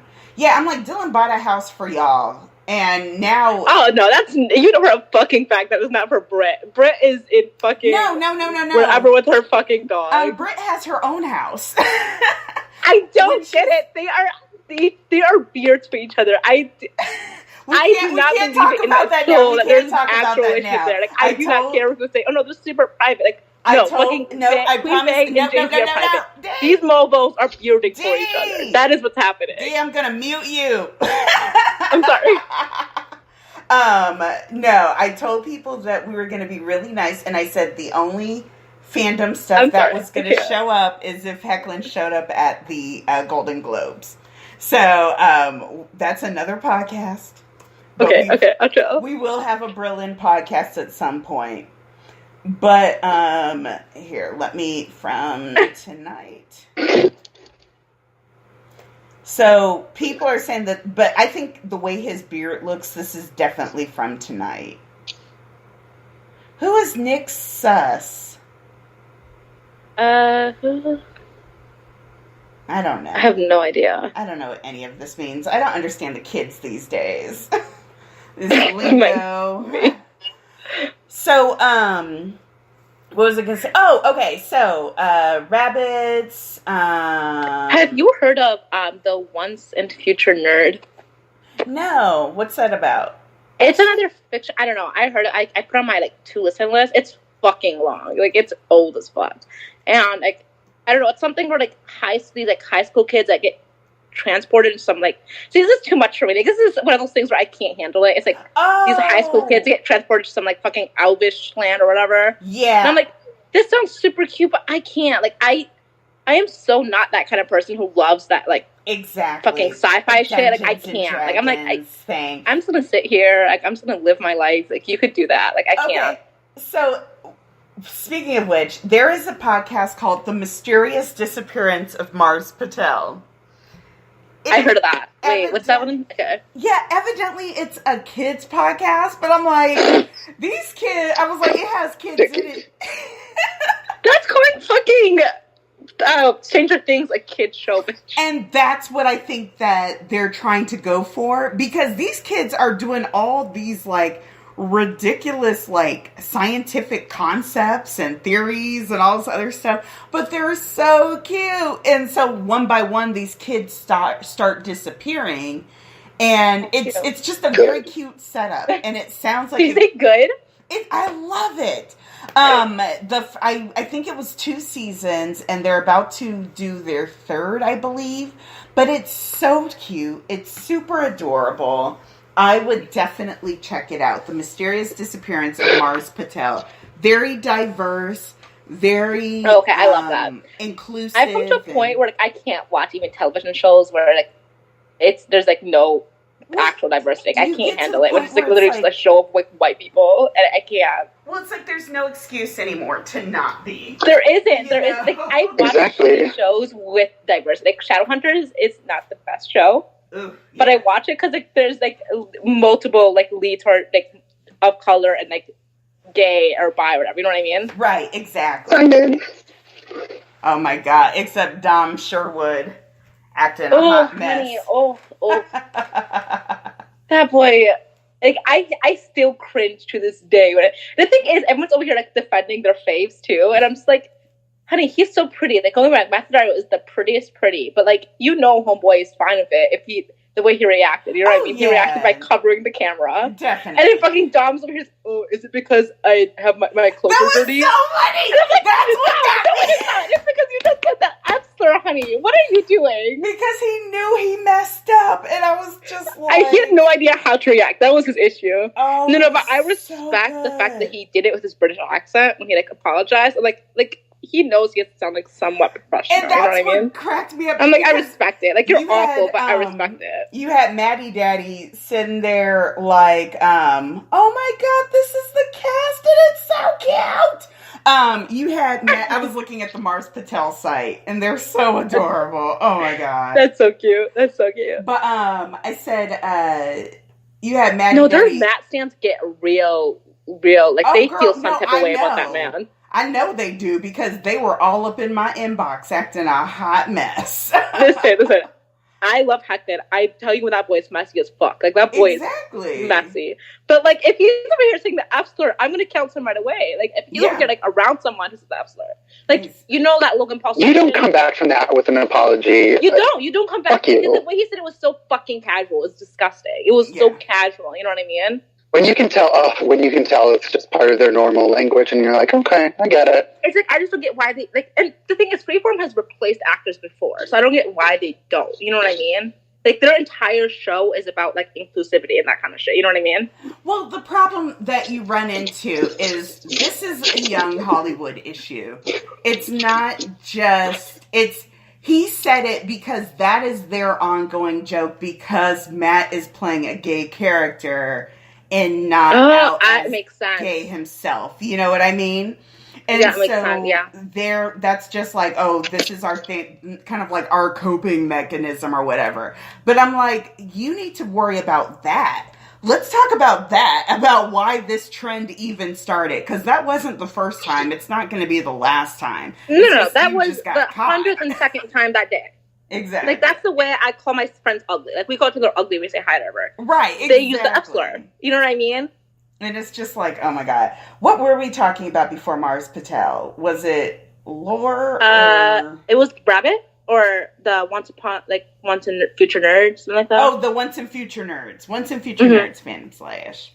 So, okay. So one of because we are going to start winding down. I tried to put this desk together, y'all, and my nephew came to help me, and we ended up having to drill holes. It was a hot mess. So he's going to come back and help me. My major podcast that I am listening to that I love is called Ars Paradoxica. It is okay. So here, let me see if I can. And then I have two more that I'm like, I definitely want to mention because they're awesome. You're all up in these fiction ones. I love them. Because everything, like, with my job, a lot of times I'll have to put it on pause and that kind of thing. And so I like having that story in my head and then I can kind of pause and come back to it. And it's something where I can stretch it out for the course of a week and always have something to kind of listen to. And then I'll splice in my other podcast here and there. But Ars Paradoxica is a show about Sally, this scientist named Sally, who accidentally invents time travel. She's from the year 20XXX, and they were working on some science to basically camouflage tankers and like items and then levitation. And because of something else that happened in the past, she gets transported back to the year 1947, I think it was. And that's a great year for him. Right? But the great thing about it is she basically gets stuck there. And she has to kind of figure out how to deal with being stuck in this world where there's no technology. And, you know, she doesn't have the comforts, but she still has the science. And so, what I love about her is, like, immediately I was like, you are asexual AF, and I'm here for it. And she is. Oh, that's like, great. Yeah, it came out, and she's very brassy, but she's not overly pushy. She's just she's a science nerd. And, she gets into this group of other science nerds, but they're very much of that time. And so you go through... Okay, I'm sorry, that gives me, like, really bad chills. When I hear, like, science in the 40s, I think of, like, Germany. Well, this is a little past that. But what we are thinking about is you're thinking about Hiroshima and, like, the nuclear that's bombs what it is, and, like, the, not Bay of Pigs. There's another, like, nuclear... Cuban Missile Crisis? Yes, exactly. Thank you. Wait. No, never mind. Go ahead. Okay, no, you're fine because I might be wrong about that. But the biggest... No. Philadelphia experiment. Like, that was in the 60s. This is 47? Yes, 47. Okay. I'm trying to think, because I know, like, the 50s, like, the Korean War, so maybe something like that. I don't know, but yeah, continue. Well, so when you get into it, you start realizing that even if she were to do nothing, because of her going back, the future gets affected regardless. Sometimes it's in small ways, sometimes it's in, like, big ways. And then you also find out that because she had that technology, the government has this technology, and all those consequences. My boo is Dr. Robert Partridge, but I can't even, like, get into... I love him, but I love this podcast so much. This is another podcast where a part of it, I want to stare the crap out of it. And Styles is going to be Dr. Sally Grissom, and Derek is going to be Dr. Partridge. And it's so good! It's one of those where I think it has, like, 3 episodes, and they're about 30-minute episodes. I'm sorry, it has 3 seasons, my bad. And they're working on the next season. They usually come out about 1 or 2 per month. And then they have some extras. And so it's, they are cursed with the let's have exactly 1 advertiser. And we're going to interrupt you every 10, 15 minutes to listen. That takes me out of it so bad. Ads. Oh, God. And it makes it's like, oh, honey, I know you're trying to get the money, but, like, I can't. I know. I'm just like 30-second skip, 30-second skip, 30-second skip. Yes, exactly. That's what I love about Stitcher. Yes. That is the one thing I do love about Stitcher. Although on Google, it's even better on Google Play, because then what you can do is it shows up in your notification, and you can do the 30-second skip directly from your notifications. And I'm like, yes, I love this. Oh, that's sneaky. I love it. I do like Google Play for podcasts. It's just Have you heard of the Bright Sessions? That's another weird one with, like, a scientist. That's one I think I'm going to do. I haven't listened to it. Because it was like this, it's like this is scientist, because I haven't listened to it, so I can't really tell you the way it sounds, but, like, it's like a really weird town, and she's, like, studying the people in the town. Yes. It's about paranormal activity or something. Ars Paradoxica did a crossover episode with the Bright Sessions. Oh, really? Okay, yes. So you get it. Okay, you're there. And so I want to check that out, too. I'm also, let's see, Ars Paradoxica is, GE. Panoply. Panoply is a podcasting network. Yes, thank you. And they have put out 2. You must remember this. Oh, what's that about? Oh my God. Okay, if you're into, like, old Hollywood gossip, this is the show for you. Yes. It's so good. This woman does deep dives into, like, she'll do, like, a whole series on, like, you know, blondes from, like, the studio system. Oh, wow. And it'll be, like, just deep old Hollywood stories. They could make like Audrey Hepburn old. Older, even. It'll be like, Rita Hayworth, or, I was going to say, like a Greta Garbo. Rose story, or, oh gosh, it's so interesting. Like, she'll have, like, seasons, and they'll have art, like, everything will be kind of, like, one, like, themed arc. But, oh man, it gets real into, like, Liz and Dick, and all of Liz. And I love it. So there was one, it was called, it's on the Panoply Network. Hold on, let me see if I can. Panoply.fm. Because Stitcher, of course, is being its usual dick self. It's just the fucking worst. I'm sorry. Panoply, .fm, my bad. I guess they couldn't afford the .com. All right, Panoply. There's also another one called The Night After Tomorrow. It's kind of a noir. It's like sci-fi noir, and it's James Urbaniak. And it has a lot of the cast of players that you normally see in these things. That one's a really good one, too. The Night After Tomorrow. And then there's also one that has... Oh, God, you guys are going to have to help me with this. Who played the Doctor... Martha on The Doctor? On Doctor Who? Who played Martha? What's her name? And she's in... Sense8, the black girl who is dating... Wait, the Nomi? Or wait, was it Nomi? Yes. Oh, okay. But the black girl Nomi was dating. Yeah. I can't think of her name right now. Wait, I'm sorry. Martha, Doctor Who. We're going to get this. Dang it. Ooh, which one is that? Freema. Thank you. Okay, so Freema... maybe it's not her. And then, who plays Dr. X on X-Men? Jeez Louise, I'm so awful.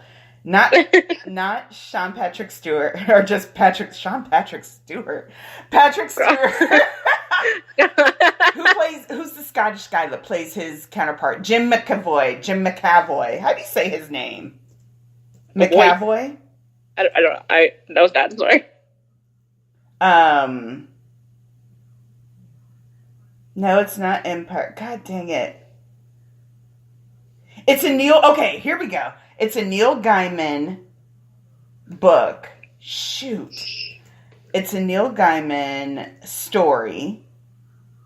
And it has James McAvoy. Thank you, Fandom Slash. McAvoy. Okay. We're going to find this podcast. Neverwhere! Woo! Neverwhere. It has Benedict Cumberbatch. Yeah. Sophie Okonato. Really? Is he good? That's who I was looking for. Sophie Okonato. She was in Aeon Flux. It's really good. It's a lot of fun. It's Neil Gaiman, so of course it's nonsense, but good times. Yeah, no, it's fantastic. I also suggest listening to the 40th cast recording of American Gods. I listened to that from on Audible, and it was fantastic. So anyhow, okay, so now I need to... Sorry, I got distracted. Panoply.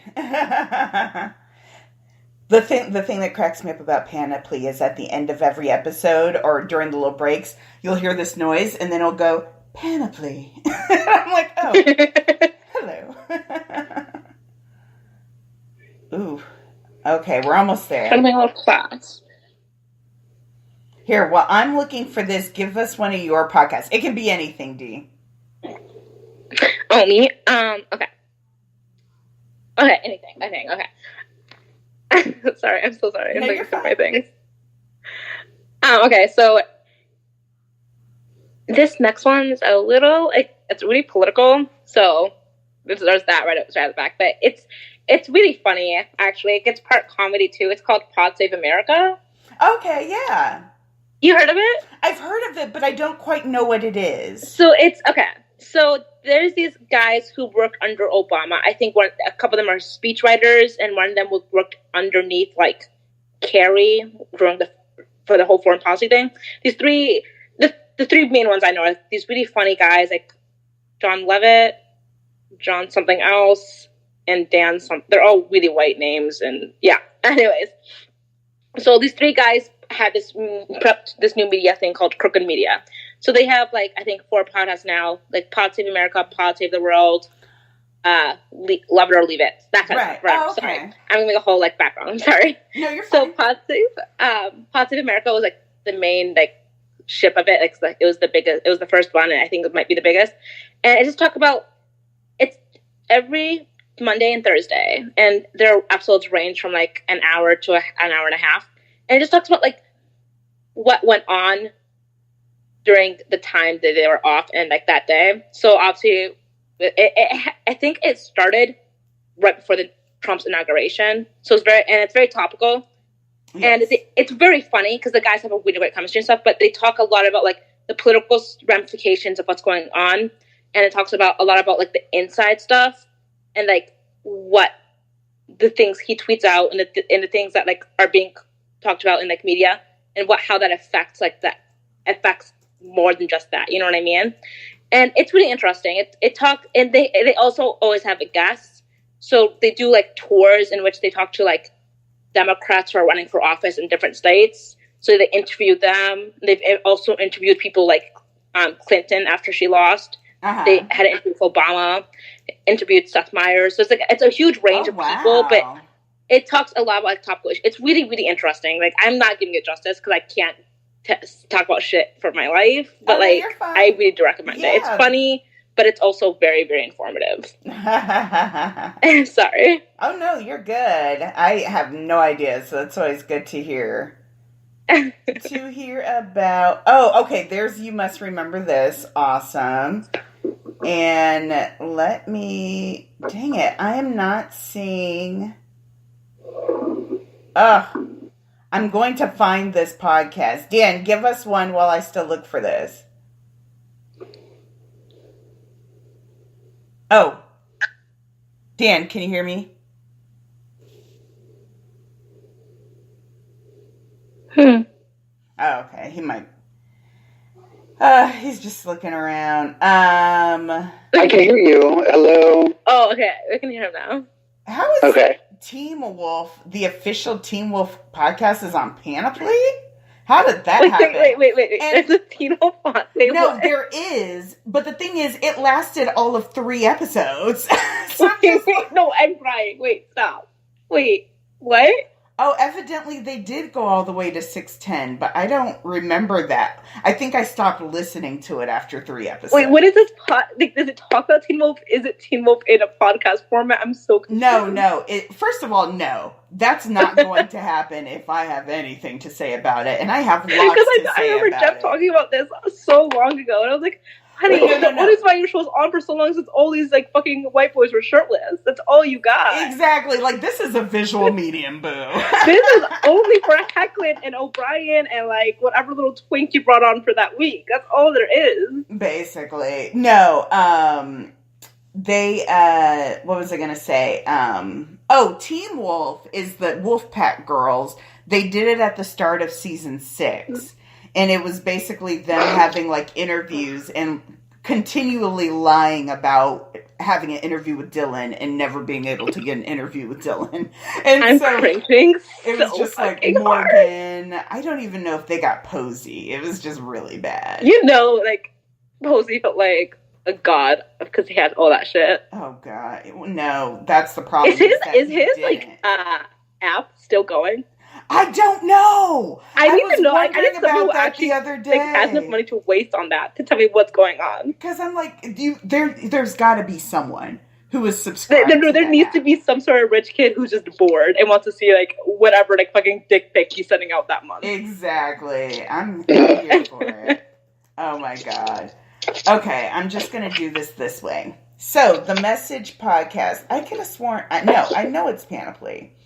So, yes, okay, co-produced, that's why. Co-produced by Panoply and GE Podcast Theater. So, The Message is a thing where they... Oh, God. The podcast itself, it's very short. It's very easy to listen to. This girl, scientists are getting this message from space. And it is, they're studying it, and they're trying to determine if it is enough to determine that there is an extraterrestrial source. It is pretty good, and I really enjoyed it. However, after listening to the message, I listened to Life After. And Life After is an absolutely amazing podcast. Okay. Basically, okay, god dang it. And of course, I had it on Stitcher, and now Stitcher is acting like when I type in the words goddamn mess. Life After, it's just like, no. And I'm like, are you sure? Are you sure, Stitcher?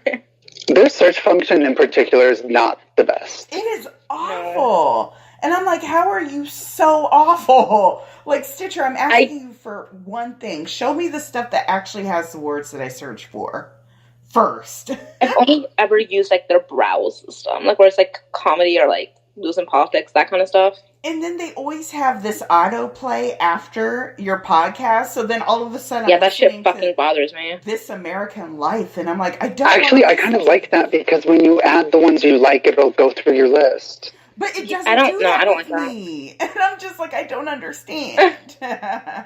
Maybe I might have it set up wrong, too. There we go. Life After Podcast. God dang it. Thank you, Fandom Slash. Jeez Louise. Because if I'm cooking or something and my hands are busy, and I can't see that. Okay, I can see how that's anything. Yeah. Although, one time there was a podcast that listed their episodes in the wrong order. And so Stitcher would stop after every single one. That's why I don't like SoundCloud. Yes, exactly. Oh, yeah. SoundCloud? No. I'm like, just play it from the start. Just play it from the start. Why is there not an option to fucking play it from the first episode? So no, it's like on YouTube, like their playlist, they don't have one where it like goes back to most like oldest to most recent. It goes recent and most oldest. And I just think that's, I don't know, I think that's stupid. Exactly. There's got to be a way. Like, am I there has to be. like, it's not that hard. I'm sure it's just like, as easy as doing like an update or some shit, but they just like don't care. Shoot for the stars. But I was gonna say I had all those the Crooked Media podcasts on my list. They have a ton of them now. Yeah. So yeah, it's Jon Favreau, John Lovett, and okay. So Dan Pfeiffer. Dan Pfeiffer. That's what it was. You're right. I'm sorry. Or Tommy Detour. John, and again, because it was like it's the whitest names in the world. I know this. Yeah. John Favreau. But I love them. They're so good. But they also have like Ezra. Shit, what's his name? Who's that gay black guy? Ira Glass. Ira. No. Ira. I know who you're talking about. God dang it. Ira, like Madison the Third or something like that. I know who you're talking about. I remember hearing him. I'm trying to think. He has a new show coming out real soon. It's called Keep with It. them? Mm-hmm, yeah. Oh, because I know they have a new one with like a woman. It's like there's a bunch. There's a woman. There's With Friends Like These. That's a woman, which is good. That's a good one. Yeah. I can't wait for the man with. There's a bunch of other ones. I think what they're doing is great, though. I think it's so funny and so relevant. I think it's fantastic. Mm-hmm. Okay, I'll check it out. Definitely. It's very informative. It's very, it's a really like a very palatable way of doing it. You know what I mean? Like it's not like it's throwing info at you. It's like an actual conversation they're having, which is nice. Mm-hmm. Actually, here. Okay. So, Life After. There we go.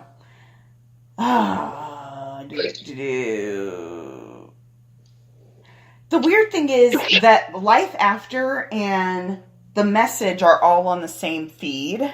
And so it makes it a little bit weird to like go and find. For the longest time, I couldn't find it. But, okay. So... Oh, okay. Thank you, Fandom Slash. I see he put in the descriction. Fandom Slash is always on top of it. Oh, they are on it. 10 episodes. He's right on top of it, Rose. I love it. Like that. Follows Ross, a low-level employee at the FBI who spends his day conversing online with his wife, Charlie, who died 8 months ago. But I love this already. The technology behind the digital resurrection leads Ross down a dangerous path that threatens his job, his life, and maybe even the world. Again, not really. Okay, I just have to stop with this world nonsense. Yeah, they do a lot. I will say, it's not necessarily that okay, so the whole point of it is that it's very Black Mirror. It is very much a Black Mirror. That's what I'm hearing. I feel like some fucking like AI shit. Exactly. Well, it's not even quite AI. Basically, life after they have this social media application where you can leave video and audio messages. That's basically real. Yeah, that's like legit. Oh well, yeah. But here's the difference. So on the social media application, once a person dies, their feeds get archived and truncated and all this other crap. And so Ross hadn't reported that his wife had died 8 months ago. He hadn't reported that his wife had died. And so he's just been listening to the videos and to the audio loops over and over and over. It's just all he did all day at work. He would get distracted. He would just be listening to them. Well, suddenly, someone started talking back to him, and he was like, what? And it ended up being Charlie, his dead wife. And so he's just like, how is this happening? And she's like, I don't know. Well, they get cut off, and he calls the social media place, and he's like, this account, my wife died and I need to get access to this account, blah, blah, blah. And he was like, oh, well, this isn't shown as a deceased count. It's a deceased count. We have to archive it. So he's like, what? No, wait. Never mind. Abort. They archive it, and then he gets a call from someone named Sasha who says, we have created this program called Life After, which will re-give you access to your loved one's messages. We only need like a credit card. And okay, so like literally the sketchiest thing I've ever heard. Exactly. But of course this is like a grief-stricken dude. So he's like, yeah, here's my credit card. I need her back. So so fucked. Right. So basically Ross is doing this at work at the FBI. And he's specifically in the social media division. And so they're like, no personal calls. What are you doing? Like, you're about to get fired, dude. But the more that he gets embroiled, Sasha starts threatening him and blackmailing him, of course. And he's trying to find new and exciting ways to stay connected to Charlie. And so it takes you on this trip. There are all these twists and turns and motives. There was a Black Mirror episode that reminds me so much of this. I can't think of which one it was, though. Wait. It was the one with Haley Atwell in the season 1. Is that what it was? Yes, exactly. It's a little bit like that, but she actually like ordered like a real doll to be her husband. But it is that same concept. Crazy. Exactly. It is that same concept. So it was super great. So yeah, the message was really good and it was short, but you will love Life After. If you like the message at all, you will love Life After. And Dan, you just ooh. Yes, well, it's kind of combining that with another recommendation. So there's a podcast, it's called Note to Self, and this host kind of goes over different like tech things that you would just never really hear about otherwise. A lot of really interesting stuff that you just, it's like mind-blowing, the shit that's going on. Now, is it fiction or is it like informative? It's like techie? Mm-hmm. Yeah, it is, and it's also like things you should be aware of. Basically, is he trying them out, or just like letting you know what's going on? She tries some things out, but it's mostly just like an interview with someone or who's written a book about like whatever. So like, there's this app called Replica where you basically create. There's this person and it's like you're teaching this AI just by chatting with it. And basically freaky. It gains your like mannerisms, and it'll like review like what you think is funny and like suggests like a meme or something for you. It's really interesting. But that one's more of like, that's a whole other thing. Like it goes into the show. That one's like, it's like therapy basically. It's really interesting. I can see that. One thing that really interests me about stuff like that is, I remember I was listening to this comic, and he was like, the way that humans are able to, and I might say this wrong, anthropomorphize. Yeah, that's right. Yes. Okay, thank you. I'm dumb. I have no idea what that word means. Basically, taking inanimate objects and giving them like human feelings. So he's like, if I take this pencil, okay, I see it. Yeah, he's like, if I take this pencil and I draw eyes on it, and then I break it in half of you will be like, oh no, you know. He's like, because like we have a pet rock. Yes, exactly. You personalize it. You put those feelings into it. So the more that we get these AIs, especially that are built on gathering information, we invest in that happening. One of the episodes of Black Mirror had these dogs, these electronic dogs, but they were guard dogs. And so they have one objective. And, you know, you see people trying to confer with them like they're real. Like, oh, here, little boy. And this dog is like, I have one objective, and that's to kill you if you try to steal from me. And that's what I'm going to do. You know, you're just like literally, no, like there's like real shit, like how like there's like these sex dolls that people are like, create, or like they could talk with the person or some shit. Mm-hmm. And like they do in a way where like the sex doll like is like, it, you know, the sex doll like offers things like the person would actually like and shit like that. You know what I mean? Well, yeah. But it's one of those things where the technology, the humanity of it is what you put on it, but it gets lost. And that was kind of like a thing of Battlestar Galactica, and you know, just that whole shebang where it's like, holy crap, I love it. I love thinking about it, but it's also completely terrifying. No, it makes me cry. I'm like, I best be dead long before that happens. I know, we're barely going to get into it in our life, probably, which is a good thing. Yeah, which is honestly a good thing. I feel so bad for, like, my future children or, like, my siblings. I'm like, y'all gonna get fucked. Like, I don't know what to tell you. And, there was one... Okay, so my last one that I want to talk about, it is another... it's a fiction podcast. It's called, like, Shoot for the Stars or Reach for the Stars. One thing I really like about it is the woman who does it. She has, like, a real raspy kind of voice. And she is a thicker woman, you know, and she's, like, the head of security. Basically, there's this place in Nevada that was built, and they have the UFO. And inside of that UFO was an alien.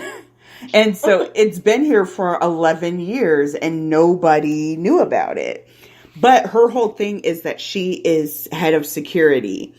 And because of the nature of her job, they can have no personal relationships inside or outside of work.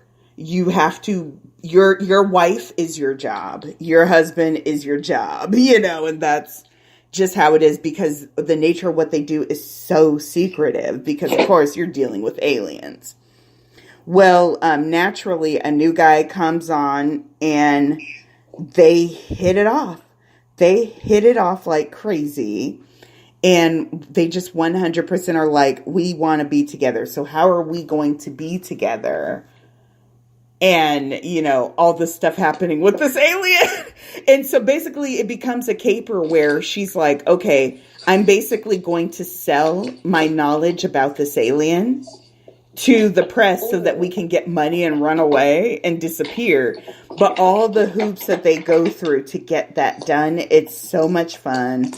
And it's so exciting. I'm hearing some crackling. What's going on? Is that, are we good? Oh, okay. My bad.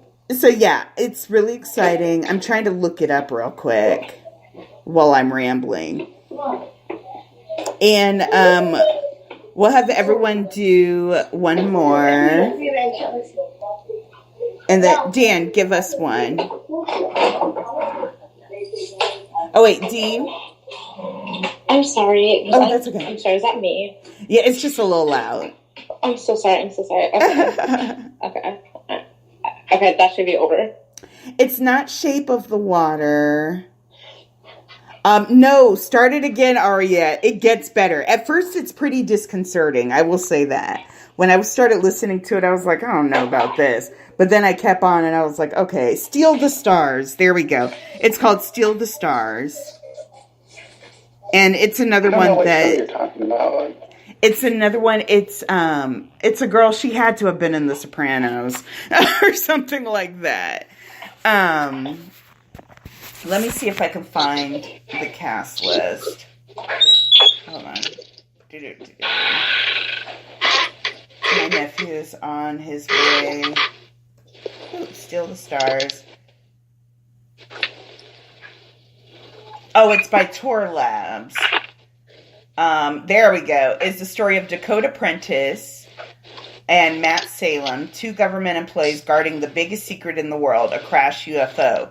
Despite being forbidden to fraternize, Dak and Matt fall in love and decide to escape, I know, right, to a better life on the wings of an incredibly dangerous plan. They're going to steal the alien body they've been guarding and sell the secret of his existence.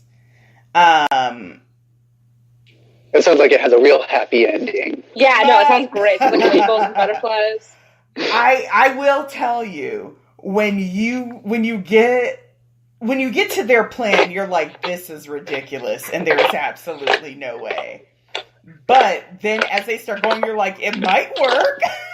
And then you're like, ooh, this is not going to end well, but it is so much fun. Oh, I really had a good time with it. Wait, I probably missed this, but like, why do they feel the need to sell the alien? Like, how is that going to like absolve them of being able to be together? Because they're going to get like $50 million for it. They're going to get a crap ton of money. Okay, yeah. And they're going to like run off to like fucking Russia or some shit. Exactly. They're going to buy an island, basically, and just and just like chill for the rest of their lives. Oh my god, but it's so funny because when you hear her voice at first, it's just like, I don't know about this. But then you just keep listening. You're like, God dang it, this is fantastic. Oh, and I'm sorry. We were in Ars Paradoxica. You guys, you have to start listening to that. It's so good. But when I was talking about inclusiveness, it's just so diverse and it's so inclusive, but it fits everything in the storyline. It's exciting and it's fun. I love it so much. It's good times. Dan, give us like your big, like, we have to listen to this, must listen to.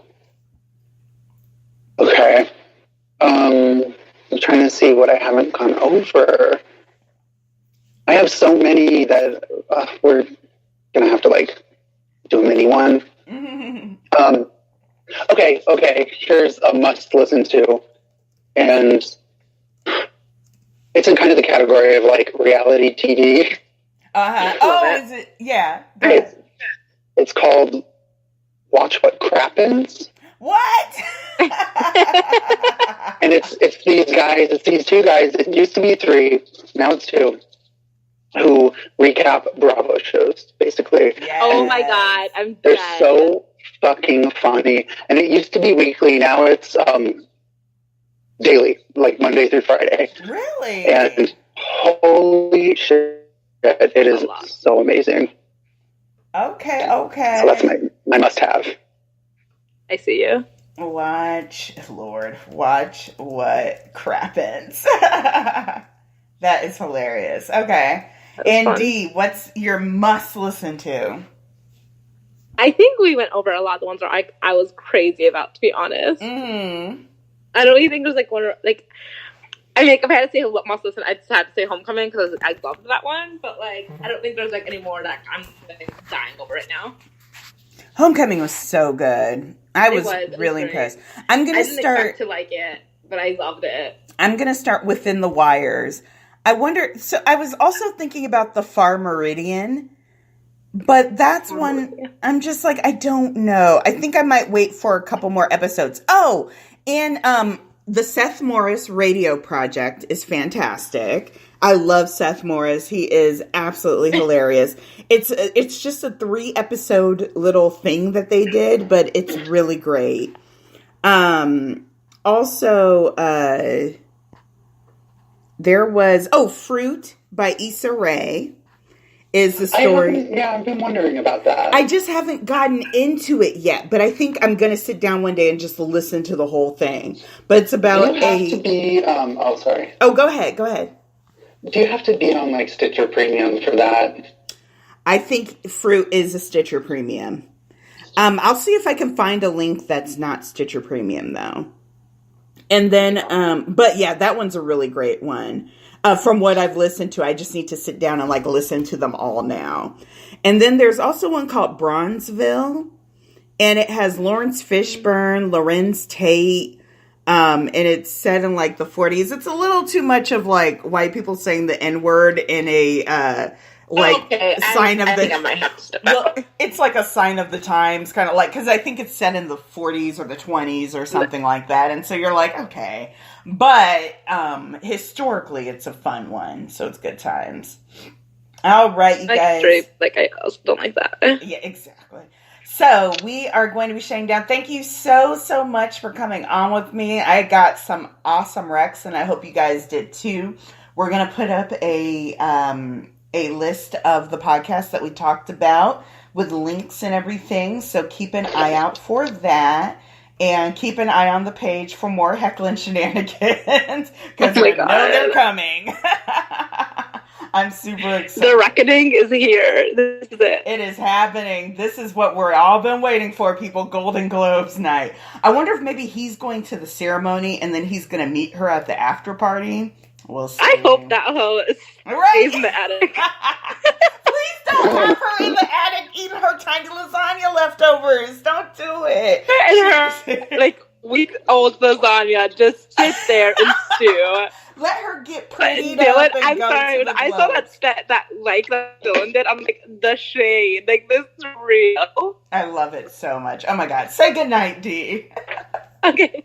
Thank you for having me. I'm so for all my technical difficulties, but it was great. Thank you. We're so glad to have you. We had a great time. Say goodnight, Dan. Yeah, y'all. Yay. All right, everybody. Good night. Bye, guys. Bye.